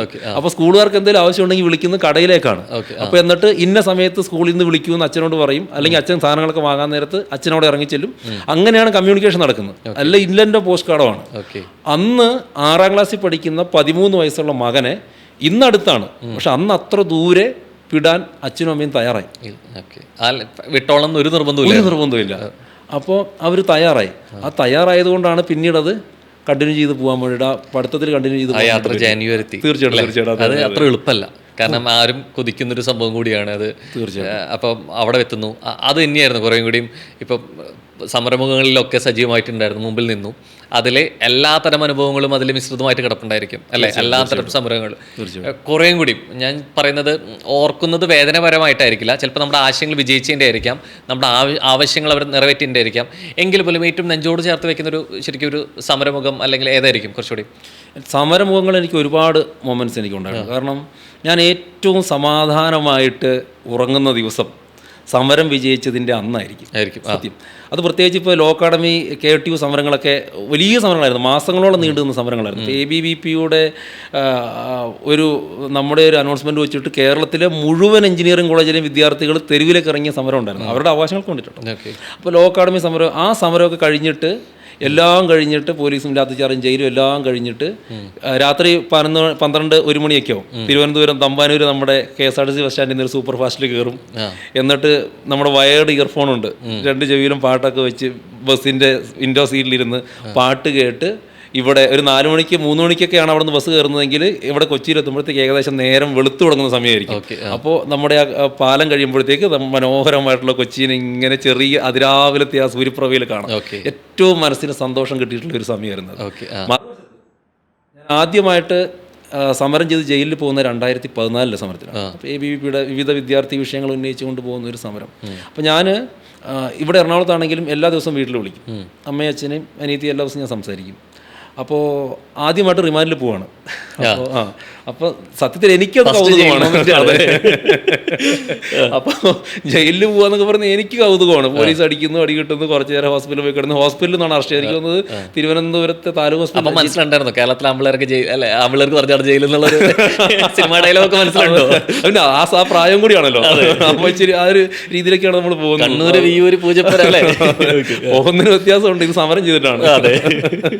അപ്പോൾ സമരം ചെയ്തിട്ട് ജയിലിൽ പോകണമെന്നാണ് എനിക്ക് ചെറുപ്പക്കാരോട് പറയാനുള്ളത്. സമരം ചെയ്തിട്ട് പോകാൻ പാടുള്ളൂ. അപ്പോൾ അങ്ങനെ പോയി. അപ്പോൾ വീട്ടിൽ വിളിക്കുന്നില്ല. അപ്പോൾ ഒരു ദിവസം അമ്മ ഒരു ദിവസം വിളിക്കാതിരിക്കും, എന്തെങ്കിലും കാരണം കൊണ്ട് വിളിക്കാതിരിക്കും. 2 ദിവസമായി, 3 ദിവസമായി, 4 ദിവസമായി. അമ്മയ്ക്ക് ചെറിയ വിഷമമായി. അപ്പോൾ ഞാനവിടെ ജയിലിൽ കിടക്കുകയാണ്. പൂജപ്പുര ജയിലിൽ സമരം ചെയ്തിട്ട് ഞാൻ റിമാൻഡിൽ കിടക്കുകയാണ്. മറുവശത്ത് അമ്മയ്ക്ക് ഞാൻ എൻ്റെ ഫോൺ സ്വിച്ച് ഓഫ് ആണ്. അപ്പോൾ അങ്ങോട്ട് പോകുന്ന ഞാൻ ഫോൺ സ്വിച്ച് ഓഫ് ചെയ്തു. എൻ്റെ ഫോൺ സ്വിച്ച് ഓഫ് ആണ്, അമ്മയ്ക്ക് എന്നെ കിട്ടുന്നില്ല. 6 ദിവസമായി. ഒരാഴ്ചയപ്പോൾ അമ്മ വളരെ വിഷമിച്ച് അമ്മ നേർച്ചയൊക്കെ ഇടാൻ തുടങ്ങി. അപ്പോൾ നമ്മുടെ ശരിക്കും സമരത്തിന്റെ വിവരങ്ങളൊന്നും അവർ എത്തുന്നില്ല. വീട്ടിൽ TV ഒന്നുമില്ല, എത്തുന്നേ ഇല്ല. വീട്ടിൽ വ്യക്തികൾ വാമൊഴിയായിട്ടും ഒന്നും വീട്ടിൽ ചെല്ലുന്നില്ല. അപ്പോൾ അത് കഴിഞ്ഞപ്പോൾ അവരിങ്ങനെ ഇരിക്കുന്നു. ഒരാഴ്ചയൊക്കെ അമ്മയ്ക്ക് ടെൻഷൻ. അപ്പോൾ അമ്മ അടുത്ത അമ്പലത്തിലൊക്കെ നമ്മുടെ കുടുംബക്ഷേത്രത്തിലൊക്കെ നേർച്ചയിടുന്നു. അങ്ങനെയൊക്കെ ഒരു അവസ്ഥയായി. 10 ദിവസം കഴിഞ്ഞിട്ട് ജാമ്യം കിട്ടുന്നില്ല. എൻ്റെ ഒരു കോൺടാക്റ്റും ഇല്ല. അമ്മയ്ക്ക് ആകെ അറിയാവുന്ന ഞാനിവിടെ എൻ്റെ ABVP കാലഘട്ടത്തിൽ 10 വർഷത്തോളം താമസിച്ചത് എളമക്കരയിലുള്ള പ്രാന്തകാര്യാലയം എന്ന് പറയും, അതായത് RSSന്റെ സ്റ്റേറ്റ് ഓഫീസ്. അവിടെയാണ് ഞാൻ താമസിക്കുന്നത്. അപ്പോൾ അവിടെ അത് മാത്രം അമ്മയ്ക്ക് അറിയാം. അപ്പോൾ അമ്മ അങ്ങോട്ട് വരാൻ വേണ്ടിയിട്ട് തയ്യാറായി. അപ്പോൾ തയ്യാറായപ്പോൾ തൊടുപുഴയിലുള്ള നമ്മുടെ 1-2 ആ സമയത്ത് തന്നെ നമ്മുടെ കുറച്ച് പ്രവർത്തകർ അറിഞ്ഞു. അതായത് അവിടുത്തെ സംഘത്തിന് RSSന്റെ പ്രവർത്തകരൊക്കെ അറിഞ്ഞു ഞാൻ ജയിലിലാന്നിങ്ങനെ കാര്യം. ഇവിടെ തിരുവനന്തപുരത്താണല്ലോ, അറിഞ്ഞു. അപ്പോൾ അവർ വീട്ടിൽ ഇത് അവതരിപ്പിക്കാൻ വേണ്ടി തീരുമാനിച്ചു. അവർ ചെന്ന സമയത്തിന് ചെറിയൊരു പ്രശ്നം പറ്റി. അവർ വൈകുന്നേരമാണ് ചെല്ലുന്നത്. വൈകുന്നേരമല്ല, രാത്രി 6:30-7 മണിക്കാണ് ചെല്ലുന്നത്. അപ്പോൾ ഒറ്റപ്പെട്ട വീടാണ്, കറണ്ടൊന്നും ഇല്ല. അപ്പോൾ ചെല്ലുന്നു. അപ്പോൾ അച്ഛനും അമ്മയും നോക്കുമ്പോൾ 2-3 ആളുകൾ വീട്ടിലോട്ട് കയറി വരുന്നു. ഇവർ അച്ഛനോടും അമ്മയോട് എങ്ങനെ സംസാരിക്കണമെന്ന് പുറത്ത് നിന്നിട്ട് ഡിസ്കസ് ചെയ്യാം. അപ്പോൾ നോക്കുമ്പോൾ മകനെ കാണാനില്ല. എന്നുള്ളൊരു പ്രശ്നമുണ്ട് അവർക്ക്. എങ്ങനെ ഇപ്പം പിന്നീട് ഞാനൊക്കെ ഒരുപാട് ചെയ്തിട്ടുണ്ടെങ്കിലും ആ വന്ന ആളുകൾക്ക് അത്രയൊരു എക്സ്പീരിയൻസ് ഉള്ള ആളുകളായിരുന്നിരിക്കില്ല. അപ്പോൾ എന്തായാലും അവർ പുറത്ത് നിന്ന് ഇത് എങ്ങനെ തുടങ്ങണം അത് തന്നെ. അപ്പോൾ അമ്മയോട് അച്ഛനോട് എങ്ങനെ പറയുന്നൊക്കെ ഒരു ടെൻഷൻ അവർക്കുണ്ടായി. അവർ സംസാരിക്കുന്നു. അച്ഛനും അമ്മയും നോക്കുമ്പോൾ എന്താ 10-12 ദിവസമായിട്ട് മകനെ കാണാനില്ല. 2 ആളുകൾ ഈ വൈകുന്നേരം രാത്രി വന്നിരുന്നിട്ട് എന്തോ അടക്കം പറയും. അപ്പോൾ എന്തോ കാര്യമായിട്ട് അപകടം സംഭവിച്ചിട്ടുണ്ട്. കാര്യം പറയുകയാണെങ്കിൽ ഇത്ര പേടിക്കില്ല. ഇത് പുറത്ത് നിന്ന് അതാ അവരുടെ ഒരു വേദന. അപ്പോൾ എന്നിട്ട് പിന്നീട് അവരകത്തോട്ട് വന്നു. അപ്പോൾ ഈ ഒരു ടെൻഷൻ്റെ അകത്ത് അവരകത്തോട്ട് വന്നു. എന്നിട്ട് പറഞ്ഞു, ശ്യാം ഇങ്ങനെ സമരം ചെയ്തിട്ട് ജയിലിലാണ്, 2 ദിവസം കഴിയുമ്പോഴത്തേക്ക് ഇറങ്ങുമെന്ന് പറഞ്ഞു. അമ്മ പൊട്ടി കരഞ്ഞു. അച്ഛൻ കരച്ചിൽ പുറത്ത് കാണിച്ചില്ല, അനിയത്തിയും കരഞ്ഞു. എൻ്റെ ഏറ്റവും വലിയ വിഷമം, ഞാൻ അതിനുശേഷം ജയിലിൽ നിന്ന് റിമാൻഡ് കഴിഞ്ഞിട്ട് വീട്ടിൽ ചെന്ന് അച്ഛനോടും അമ്മയോടും പറഞ്ഞു ഞാൻ നോർത്തിലോട്ട് യാത്ര പോയതായിരുന്നു. അപ്പോൾ ഇവര് വന്ന് പറഞ്ഞു ഒന്നും അറിഞ്ഞിട്ടില്ല. ഇവര് പറഞ്ഞു, ഞാൻ പിന്നീടാണ് അറിയുന്നത്. ഇന്ന് ഈ നിമിഷം വരെയും അവരെന്നെ അതിനെക്കുറിച്ചിട്ട് ഒരു കാര്യം പോലും എന്നോട് ചോദിച്ചിട്ടില്ല. പക്ഷെ ഞാൻ ആ സമയത്ത് അവർക്ക് ഞാൻ സമരം ചെയ്തതാണ്, പൊതുജനങ്ങൾക്ക് വേണ്ടിയിട്ടാണ്. ഞാൻ അറിയാതെയാണെങ്കിലും ഞാൻ അവർക്ക് കൊടുത്ത വേദന അതികഠിനമായിരുന്നു. അത് ഞാൻ ചെയ്യാൻ പാടില്ലായിരുന്നു. എപ്പോഴെങ്കിലും ആ ഒരു പോയിന്റിൽ പിന്തിരിപ്പിക്കാൻ നോക്കിയിരുന്നു? കാരണം വെച്ചാൽ പൊതുവെ രാഷ്ട്രീയത്തിൽ ഇറങ്ങുമ്പോൾ പൊതുപ്രവർത്തനം ആയിക്കോട്ടെ, ജനപ്രതി ആയിക്കോട്ടെ, ഇപ്പം ഈ തിരക്കുകളിലേക്ക് പോകുന്നു, അവരുടേതായിട്ടുള്ള ഒരു ഫാമിലി സമയത്തിലേക്ക് കിട്ടുന്നില്ല. പ്രത്യേകിച്ച് വീട്ടിലെ മൂത്തപുത്രനാണ്. അവരുടെ ഒരു ബെറ്റർ ലൈഫ് അല്ലെങ്കിൽ അവരുടെ ലൈഫ് സ്റ്റൈൽ മാറുന്നുണ്ടെങ്കിൽ അത് താങ്കളിലൂടെ ആയിരിക്കും അല്ലെ? ഒരു താഴെ 2 പേരാണ്, അനിയത്തിമാരാണ്. അപ്പം ഈ ജീവിത സാഹചര്യം മാറ്റുന്ന താങ്കളിലൂടെ ആയിരിക്കും. അപ്പൊ ഒരു പക്ഷെ സമ്പാദ്യത്തെക്കാൾ അപ്പുറത്തേക്ക് പൊതുപ്രവർത്തനമായിട്ട് ഇറങ്ങുകയാണ്, സമ്പാദ്യം ഉണ്ടാവില്ല. അപ്പൊ ഇവർക്കൊരു ആശങ്ക ഉണ്ടായിരുന്നില്ല, ഒരു ആകുലത ഉണ്ടായിരുന്നില്ലേ? ഇങ്ങനെ ഒരു രാഷ്ട്രീയത്തിന്റെ വഴിക്ക് അവൻ പോയി കഴിഞ്ഞു കഴിഞ്ഞാൽ നമ്മുടെ ഒരു ജീവിത നിലവാരം മാറുന്നതിൽ അത് തടസ്സമാവും എന്നൊരു പിന്തിരിപ്പിക്കലുണ്ടായിരുന്നു അതിന്റെ പേരിൽ? പ്രത്യേകിച്ച് ഇതുപോലെ ജയിലിലോട്ടുകൂടി പോകുന്നു, ഇങ്ങനത്തെ അവസരങ്ങളിൽ മുൻപിൽ നിൽക്കുന്നു. അതിനകത്ത് 2 പേര്, ഒന്ന് അവരുടെ ജീവിത സാഹചര്യം വലിയ രീതിയിൽ മാറി. ഞാൻ അതിന്റെ കൂട്ടത്തിലുള്ള എന്റെ ബിസിനസ് എല്ലാം കൂടി കൊണ്ടുപോകുന്നു. അവരുടെ ജീവിതം വളരെ രീതിയിൽ മാറി. ഞാൻ പറഞ്ഞത് ഇപ്പോഴെന്നുള്ളതല്ല, ആ സമയത്ത് കണ്ടിന്യൂ ചെയ്യാം, കംപ്ലീറ്റ് ചെയ്യാം ഞാൻ പറയാം. അതായത് എന്നെ സംബന്ധിച്ചിടത്തോളം ഞാൻ ഒരു ഫാമിലി സെന്റിമെന്റ്സ് ഉള്ള ആൾ. നമ്മൾ വിജയ് പടത്തിലേക്ക് സിസ്റ്റർ സെന്റിമെന്റ്സ് എന്ന് പറയുന്നതല്ല, ഞാനൊരു ഫാമിലി സെന്റിമെന്റ്സ് കൂടെ ഉള്ള ആളാണ്. അപ്പോൾ അതുകൊണ്ട് ഞാൻ എല്ലാ മാസവും കൃത്യമായിട്ട് വീട്ടിൽ പോകും. അത് എൻ്റെ ഭാര്യയാണ്. ഭാര്യ വന്നെങ്കിലും ഇല്ലെങ്കിലും ഞാൻ എല്ലാ മാസവും കൃത്യമായിട്ട് വീട്ടിൽ പോകും. ആ 2-3 ദിവസം എൻ്റെ അച്ഛനും അമ്മയ്ക്ക് മാത്രമുള്ള, പരമാവധി 1.5 മാസം, അതിൽ കൂടുതൽ ഞാൻ കൂട്ടില്ല.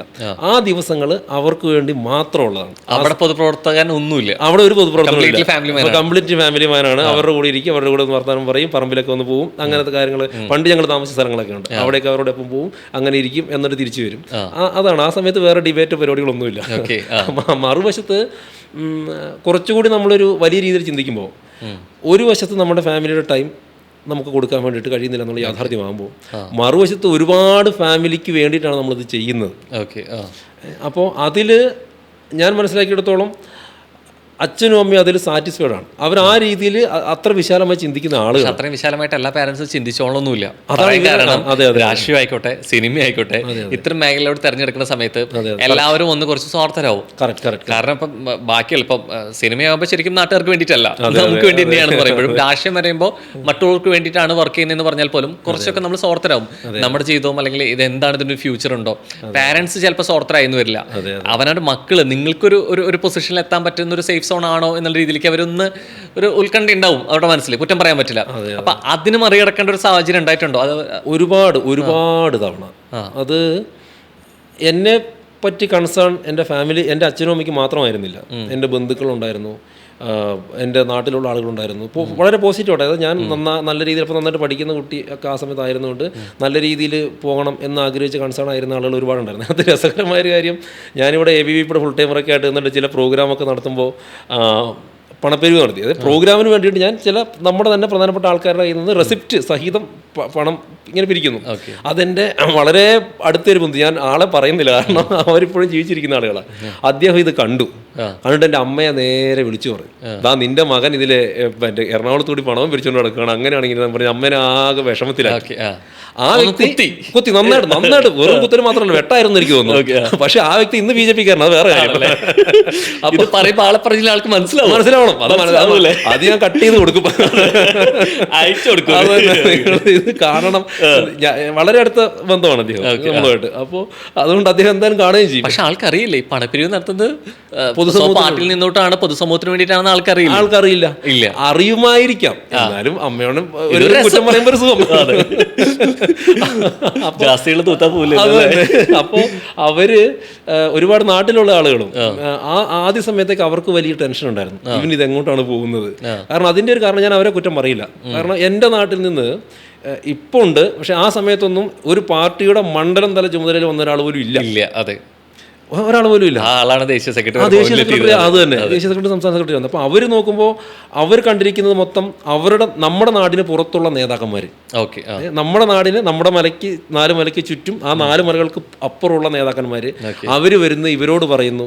അതാണ് ഇവർ കണ്ട് ശീലിച്ചിട്ടുള്ളത്. അപ്പോൾ ഇവരെല്ലാവരും ചിന്തിക്കുന്നു, ശ്യാമേ നീ ഇങ്ങനെ പോകരുത്, പോയിട്ടുണ്ടെങ്കിൽ അവർ എന്നോട് ഒരുപാട്, എൻ്റെ ഒരു അടുത്ത ഏറ്റവും അടുത്ത എൻ്റെ സുഹൃത്തിൻ്റെ അമ്മ ഗവൺമെൻറ് സർവീസിൽ വലിയ ഉദ്യോഗസ്ഥയായിരുന്നു. അപ്പോൾ അമ്മയോട് ഞാൻ പറഞ്ഞു, അമ്മ എന്നെ അത്ര കാര്യമാണ് അമ്മയ്ക്ക്, ഞാനിങ്ങനെ ABVP-യുടെ പൂർണ്ണസമയ പ്രവർത്തനമായിട്ട് വേണ്ടിയിട്ട് പോവാണ്. ആ അമ്മ ഒരു ചിരിയായിരുന്നു, പൊട്ടിച്ചിരിച്ച്, നീയോ എൻ്റെ മോനെ, നിന്നെയൊന്നും അവരോട് നിർത്തൂല, അതിനൊന്നും മെനക്കെടണ്ട, നേരെ തിരിച്ചു പോയിക്കോന്ന് പറഞ്ഞു. ആ അമ്മയ്ക്ക് ഈ കഴിഞ്ഞവിടെ എനിക്ക് വോട്ട് ചെയ്തു തൊടുപുഴയിൽ, അത് വേറെ കാര്യം. അപ്പോൾ അങ്ങനെ കൺസേൺ ആളുകൾക്കുണ്ടായിരുന്നു. അതിനെ മറികടക്കുക എന്ന് പറയുന്നത് തന്നെ മാനസികമായിട്ട് വലിയൊരു പ്രശ്നവുമായിരുന്നു. ഇതിൻ്റെ ഒപ്പം കുറെ ചോദ്യങ്ങൾ കേട്ടിട്ടുണ്ട്. ഇപ്പം പ്രത്യേകിച്ച് ആദ്യമേ നന്നായിട്ട് പഠിക്കുന്ന ഒരു വ്യക്തിത്വം കൂടിയല്ലേ, അപ്പം നന്നായി പഠിക്കുന്ന ഒരാളല്ലേ, ഇപ്പം ഇന്ത്യൻ രാഷ്ട്രീയത്തിൽ പോകണമെന്നുള്ള ഒരു ചോദ്യം ഭയങ്കരമായിട്ട് കേട്ടിട്ടുണ്ട് അല്ലേ, പല സ്ഥലങ്ങളിൽ കേട്ടിട്ടുണ്ട്. തീർച്ചയായിട്ടും ഞാൻ ചേർത്ത് വെക്കുന്ന ചോദ്യം മറ്റൊന്നാണ്, ഈ പൊതുപ്രവർത്തനത്തിൽ വരുന്നവർക്കും അല്ലെങ്കിൽ രാഷ്ട്രീയത്തിൽ വരുന്നവർക്കും വിദ്യാഭ്യാസം വേണ്ടേ എന്ന് വെച്ചിരിക്കുന്ന ഒരു നന്നായി പഠിക്കുന്ന ഒരാൾ എന്തിനു വിദ്യാഭ്യാസം തിരഞ്ഞെടുക്കുന്നു എന്നുള്ള ചോദ്യം തന്നെ അപ്രസക്തം. അബ്സല്യൂട്ട്ലി ആ ചോദ്യം ചോദിക്കാൻ പാടില്ല അല്ലേ. കാരണം രാഷ്ട്രീയത്തെക്കുറിച്ചിട്ട് കാലകാലങ്ങളായിട്ടുണ്ടായിട്ടുള്ള ചില മോശം ചിന്താഗതികളാണ് അതിൻ്റെ പ്രശ്നം. അത് ഒരു പരിധിവരെ സത്യസന്ധമായിട്ട് ചിന്തിക്കുമ്പോൾ രാഷ്ട്രീയക്കാർക്കിടയിലുള്ള ചിലരുടെയെങ്കിലും ആറ്റിറ്റ്യൂഡ് അതിനൊരു കാരണവുമാണ്. ഇപ്പോൾ നോക്കൂ നിങ്ങൾ, ഈ ഇന്ത്യ ഇപ്പോൾ നമ്മളൊരു ട്രെൻഡായിട്ട് പല ചെറുപ്പക്കാരും പറയുന്നത് ഞാൻ കേട്ടിട്ടുണ്ട്. എല്ലാവരിലൂടെ ചിലർ എനിക്ക് പൊളിറ്റിക്സിലോട്ടൊന്നും താല്പര്യമില്ല. നോക്കൂ, എൻ്റെയും നിങ്ങളുടെയും നമ്മുടെയും ഭാഗധേയത്തെ നിർണ്ണയിക്കുന്ന ഈ രാഷ്ട്രീയമാണെന്ന്. നിങ്ങൾ ഒരു നല്ല പഞ്ചായത്ത് മെമ്പറെ, ഒരു MLA യെ, ഒരു MP യെ തിരഞ്ഞെടുത്തെങ്കിലേ നിങ്ങൾക്ക് നല്ലൊരു സർക്കാരിനെ ലഭിക്കൂ. ആ നല്ല സർക്കാരിനെ നിങ്ങളെയും നിങ്ങളുടെ കുടുംബത്തെയും നിങ്ങളുടെ ഭാവി തലമുറകളെയും മുന്നോട്ട് അവരുടെ ഫ്യൂച്ചറിനെ നല്ല രീതിയിൽ കൊണ്ടുപോകണമെങ്കിൽ ഏത് വേണം? നല്ല സർക്കാർ വേണം. അപ്പോൾ പൊളിറ്റിക്സിൽ നിന്ന് ഞാൻ ശ്രദ്ധിക്കില്ല എന്ന് പറയുന്നത് വിഡ്ഢിത്തമാണ്. കാരണം പൊളിറ്റിക്സ് ആണ് നമ്മുടെ മുമ്പോട്ടുള്ള യാത്രയെ ഒരു പരിധിവരെ ഒരു പൊതുസമൂഹത്തെ മുമ്പോട്ട്, പ്രത്യേകിച്ച് ഈ കാലഘട്ടത്തിൽ മുമ്പോട്ട് കൊണ്ടുപോകുന്നത്. അപ്പോൾ വിദ്യാഭ്യാസമുള്ള ആളുകൾ വേണം, വിദ്യാഭ്യാസമുള്ള ആളുകൾ അങ്ങോട്ട് പോവുക തന്നെ വേണം. പിന്നെ ചിലർ പറയാറുണ്ട്, നീ എന്താ രാഷ്ട്രീയക്കാരനെ പോലെ, അതെന്തൊരു കുറവ്, ആ രാഷ്ട്രീയക്കാരൻ എന്നുള്ള വേർഡ് പോലും അങ്ങനെ ഉപയോഗിക്കുന്നുണ്ട്. അപ്പോൾ ഒന്ന് ആ വേർഡ് അങ്ങനെ ആവാതിരിക്കാൻ കുറച്ചുകൂടി വിശ്വാസ്യത, പ്രത്യേകിച്ച് രാഷ്ട്രീയക്കാരനെ പോലെ എന്ന് പറയുന്നത് കൂടുതൽ സാഹചര്യങ്ങളിൽ എപ്പോഴും ചിലപ്പോൾ നമ്മൾ പറയുന്ന സ്റ്റേറ്റ്മെന്റ്സുകൾ, നിലപാടുകൾ മാറ്റി പറയുമ്പോൾ നമ്മൾ പണ്ടൊക്കെ സംഭവം പറയുന്നത് എന്താ ഓന്താണെന്ന് ഇപ്പൊ പറയാ. അപ്പോ ഇതും ഭയങ്കരമായിട്ട് കേൾക്കേണ്ടി വരും. അപ്പം ശരിക്കൊരു വിദ്യാഭ്യാസം നേടുക അല്ലെങ്കിൽ അത്രത്തോളം വിദ്യാസമ്പന്നനായിട്ടിരിക്കുന്ന ഒരു ജനപ്രതിനിധിക്കും അല്ലെങ്കിൽ ഒരു പൊതുപ്രവർത്തകനും എത്രത്തോളം അത് ഗുണം ചെയ്യും എന്ന് എങ്ങനെ നോക്കി കാണുന്നത്? തീർച്ചയായിട്ടും അതെന്താ അറിയാം, അത് ഞാൻ പൊളിറ്റിക്സ് മാത്രമായിട്ട് പറയുന്നില്ല, നമ്മുടെ ജീവിതത്തിൽ ഏതൊരു മനുഷ്യനും വിദ്യാഭ്യാസം എത്രത്തോളം കിട്ടുന്നു അവൻ എത്രത്തോളം മുമ്പോട്ട് പോകാൻ വേണ്ടിയിട്ട് പറ്റും. അതൊരു വിദ്യാഭ്യാസം എന്ന് പറയുന്നൊരു കൾച്ചർ കൂടിയാണ്. ഒരു മനുഷ്യനെ പരുവപ്പെടുത്തുന്നത് കൂടി തന്നെയാണ്. നമ്മൾ എങ്ങനെ സംസാരിക്കണം, എന്ത് സംസാരിക്കണം, എന്ത് പെരുമാറണം എന്നുള്ളത് പോലും വിദ്യാഭ്യാസത്തിലൂടെയാണ് ഉരുത്തിരിഞ്ഞ് വരേണ്ടത്. അപ്പോൾ നമ്മൾ മേർലി പൊളിറ്റിക്സിൽ മാത്രമല്ല മുഴുവനിടങ്ങളിലും ഞാനത് വളരെ ശ്രദ്ധിക്കുന്ന ഒരാളുമാണ്. എന്നോട് പലരും ചില കുട്ടികളൊക്കെ നന്നായിട്ട് പഠിക്കുന്ന ആളുകൾ ഡിഗ്രിയൊക്കെ നല്ല മാർക്കുണ്ടാവും, അവരുടനെ ഒരു എന്തെങ്കിലും ചെറിയ ജോലിക്ക് പോകും. ജീവിത സാഹചര്യമാണ്. ഞാൻ അവരെ മനഃപൂർവ്വം മറ്റേ സെൻട്രൽ യൂണിവേഴ്സിറ്റികളിലൊക്കെ ഞാൻ പറഞ്ഞു വിട്ടിട്ടുണ്ട്. ഞാൻ സിവിൽ സർവീസിൻ്റെ കോച്ചിങ്ങിന് ഞാൻ പറഞ്ഞു വിട്ടിട്ടുണ്ട്. നിങ്ങൾ ഇനിയും പഠിക്കണം. ചിലപ്പോൾ സിവിൽ സർവീസിൻ്റെ നിങ്ങൾക്ക് സിവിൽ സർവൻ്റ് ആവില്ലായിരിക്കും, പക്ഷേ നിങ്ങൾ അത്രയും നിങ്ങൾ പഠിക്കും.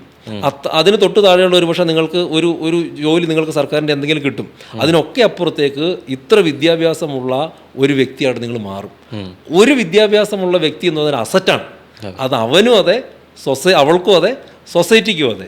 ഏതൊരു മേഖലയിലും വിദ്യാഭ്യാസം എത്രത്തോളം പഠിക്കാവോ അതൊരിക്കലും ഒരു നഷ്ടം. എന്ത് തോന്നുന്നു, ഇപ്പോൾ പലപ്പോഴും വിദ്യാസമ്പന്നനാവുന്നതിനൊപ്പം തന്നെ ഇപ്പോൾ പലപ്പോഴും രാഷ്ട്രീയം ഒരു തൊഴിലായിട്ട് എടുക്കുന്നവരാണ് കൂടുതലും. അല്ലേ, രാഷ്ട്രീയം ജനസേവനമായിട്ടില്ല, ഇതൊരു തൊഴിലായിട്ടും ഇതൊരു വരുമാന മാർഗമായിട്ട് കാണുന്നവരാണ് ഇത് കൂടുതലും. ഈ രാഷ്ട്രീയത്തിനൊപ്പം തന്നെ ഒരു തൊഴിൽ, അതിനപ്പുറത്തേക്ക് എന്താണോ അവർ പഠിച്ചത്, പ്രൊഫഷൻ അല്ലെങ്കിൽ ഇഷ്ടപ്പെട്ട ഒരു മേഖല, ഇതിൻ്റെ ഒപ്പം രാഷ്ട്രീയം കൊണ്ടുപോകുക ഏതാ കുറെ കൂടെ ശരിയും നല്ലതും? തീർച്ചയായിട്ടും, എന്താ സംശയം, രണ്ടും കൂടെ കൊണ്ടുപോകേണ്ടതാണ്. അതിലൊരു സംശയമേ ഇല്ല. എല്ലാ ആളുകളും ഒരു തൊഴിൽ അതോടൊപ്പം ചേർത്ത് വെച്ചിട്ട് പൊളിറ്റിക്സിനോട് ചേർത്ത് വെച്ച് തന്നെ കൊണ്ടുപോകേണ്ട ആളുകളാണ്. അത് പലപ്പോഴും ഞാനതിനകത്ത് സജസ്റ്റ് ചെയ്യുന്ന ഒരു ബിസിനസ്സൊക്കെ ആണെങ്കിൽ നമുക്ക് കുറച്ചുകൂടെ നമ്മുടെ ഒരു സമയം മാനേജ് ചെയ്യാൻ പറ്റും. അതിൽ നമുക്ക് വളരെ വിശ്വസ്തരായിട്ടുള്ള ആളുകളെ ഒക്കെ വെച്ചിട്ട് നമുക്കത് മാനേജ് ചെയ്യാൻ വേണ്ടി പറ്റും. മറ്റൊരു ഫുൾ ടൈം പൊളിറ്റിക്സ് നിൽക്കുമ്പോൾ മറ്റു ജോലികൾ ചെയ്യാൻ പറ്റില്ല എന്നുള്ളൊരു പ്രായോഗിക പ്രശ്നം അവിടെ ഉണ്ട്. ഇതിനൊക്കെ അർത്ഥം നിങ്ങൾ വെറും രാഷ്ട്രീയക്കാരെന്ന് പറഞ്ഞാൽ പണി ചെയ്യാതിരിക്കുക എന്നുള്ളതല്ല. ചോദിച്ച ചോദ്യത്തിൻ്റെ ഉത്തരം രാഷ്ട്രീയ പ്രവർത്തകനായിട്ടുള്ള ഏതൊരാൾക്കും ഒരു തൊഴിൽ വേണമെന്ന് തന്നെയാണ്. ആ തൊഴിൽ ഏതെന്നുള്ളത് അവർക്ക് നിശ്ചയിക്കും. അങ്ങനെയെങ്കിൽ ശരിക്കും ഒരു പൊതുപ്രവർത്തനത്തിൽ നിന്ന് ജനപ്രതിനിധിയിലേക്കുള്ള ദൂരം താങ്കളുടെ കാഴ്ചപ്പാടിൽ എങ്ങനെ വിലയിരുത്തണേ, എപ്രകാരം അത് അളക്കപ്പെടണേ? ശരിക്കും ഒരു പൊതുപ്രവർത്തനം ജനപ്രതിയായിട്ട് വരുമ്പോൾ എന്ത് മാറ്റാ പ്രകടമാവുക? ധാരാളം നമ്മൾ ജനങ്ങളെ അറിയുക എന്നുള്ളതാണ് ഒരു വലിയ. ഇപ്പം നമ്മൾ വിദ്യാഭ്യാസത്തെക്കുറിച്ച് പറയുമ്പോൾ തന്നെ ചില ഇടങ്ങളിൽ അതൊരു കോൺട്രവേഴ്ഷ്യൽ ആവുന്നതും വിദ്യാഭ്യാസം ഉള്ളത് കൊണ്ട് മാത്രം ജനങ്ങളെ അറിയണമെന്നില്ല. അതാണ് ഒരു ബ്യൂറോക്രാറ്റും ഒരു രാഷ്ട്രീയ പ്രവർത്തനം തമ്മിലുള്ള വ്യത്യാസം. ഞാൻ എല്ലാ രാഷ്ട്രീയ പ്രവർത്തകരും അങ്ങനെയാണെന്ന് എൻ്റെ അഭിപ്രായമില്ല, എല്ലാ ബ്യൂറോക്രാറ്റ്സും ഇങ്ങനെയാണെന്നുള്ള അഭിപ്രായമില്ല. ഞാൻ പറയുന്നത് ഒരു ജനറലി പറയുമ്പോൾ ഒരു പൊതുപ്രവർത്തനം ജനങ്ങളെ അറിയുക എന്നുള്ളൊരു എഞ്ചിനീയറിംഗ് ആണ്. നിങ്ങൾ ഒരു സിറ്റുവേഷൻ നിങ്ങൾ എങ്ങനെ ഹാൻഡിൽ ചെയ്യുന്നു. ഇപ്പോൾ നിങ്ങൾക്കൊരു 10,000 പേരെ ഒരു ആൾക്കൂട്ടം, ഒരു 2,000-3,000 പോലീസ് വിചാരിച്ചാൽ ആ ആൾക്കൂട്ടത്തെ ഒരുപക്ഷെ നിശബ്ദരാക്കാനോ അല്ലെങ്കിൽ ശാന്തരാക്കാനോ പറ്റില്ലായിരിക്കും. ഒരു പൊതുപ്രവർത്തകൻ്റെ ഒരു മൈക്കുണ്ടെങ്കിൽ ഒറ്റ വാക്കിലൂടെ ആ ആളുകൾ മുഴുവൻ ശാന്തരാകും. ഓക്കെ ഓക്കെ ആ അതൊരു എഞ്ചിനീയറിംഗ് ആണ്. ജനങ്ങളുടെ മനസ്സറിയുക, അവരോടൊപ്പം നിൽക്കുക, അവരിലേക്ക് ഇറങ്ങി ചെല്ലുക. ആ ഒരു ടോണിലോട്ട് ചെല്ലുമ്പോൾ, അതായത് ഒരു പൊതുപ്രവർത്തകൻ അതിൽ ആ ഒരു അതിന് സമയവും വേണം. ഇപ്പം നമ്മൾ ജനങ്ങളെ പഠിക്കാൻ പെട്ടെന്ന് നമുക്ക് ഇറങ്ങി ചെന്നിട്ട് ഇവരെല്ലാവരും നന്നാക്കാം, അങ്ങനെയൊന്നും പറ്റില്ല. ഒരു സമൂഹ മനസ്സ് മറ്റൊന്നാണ്.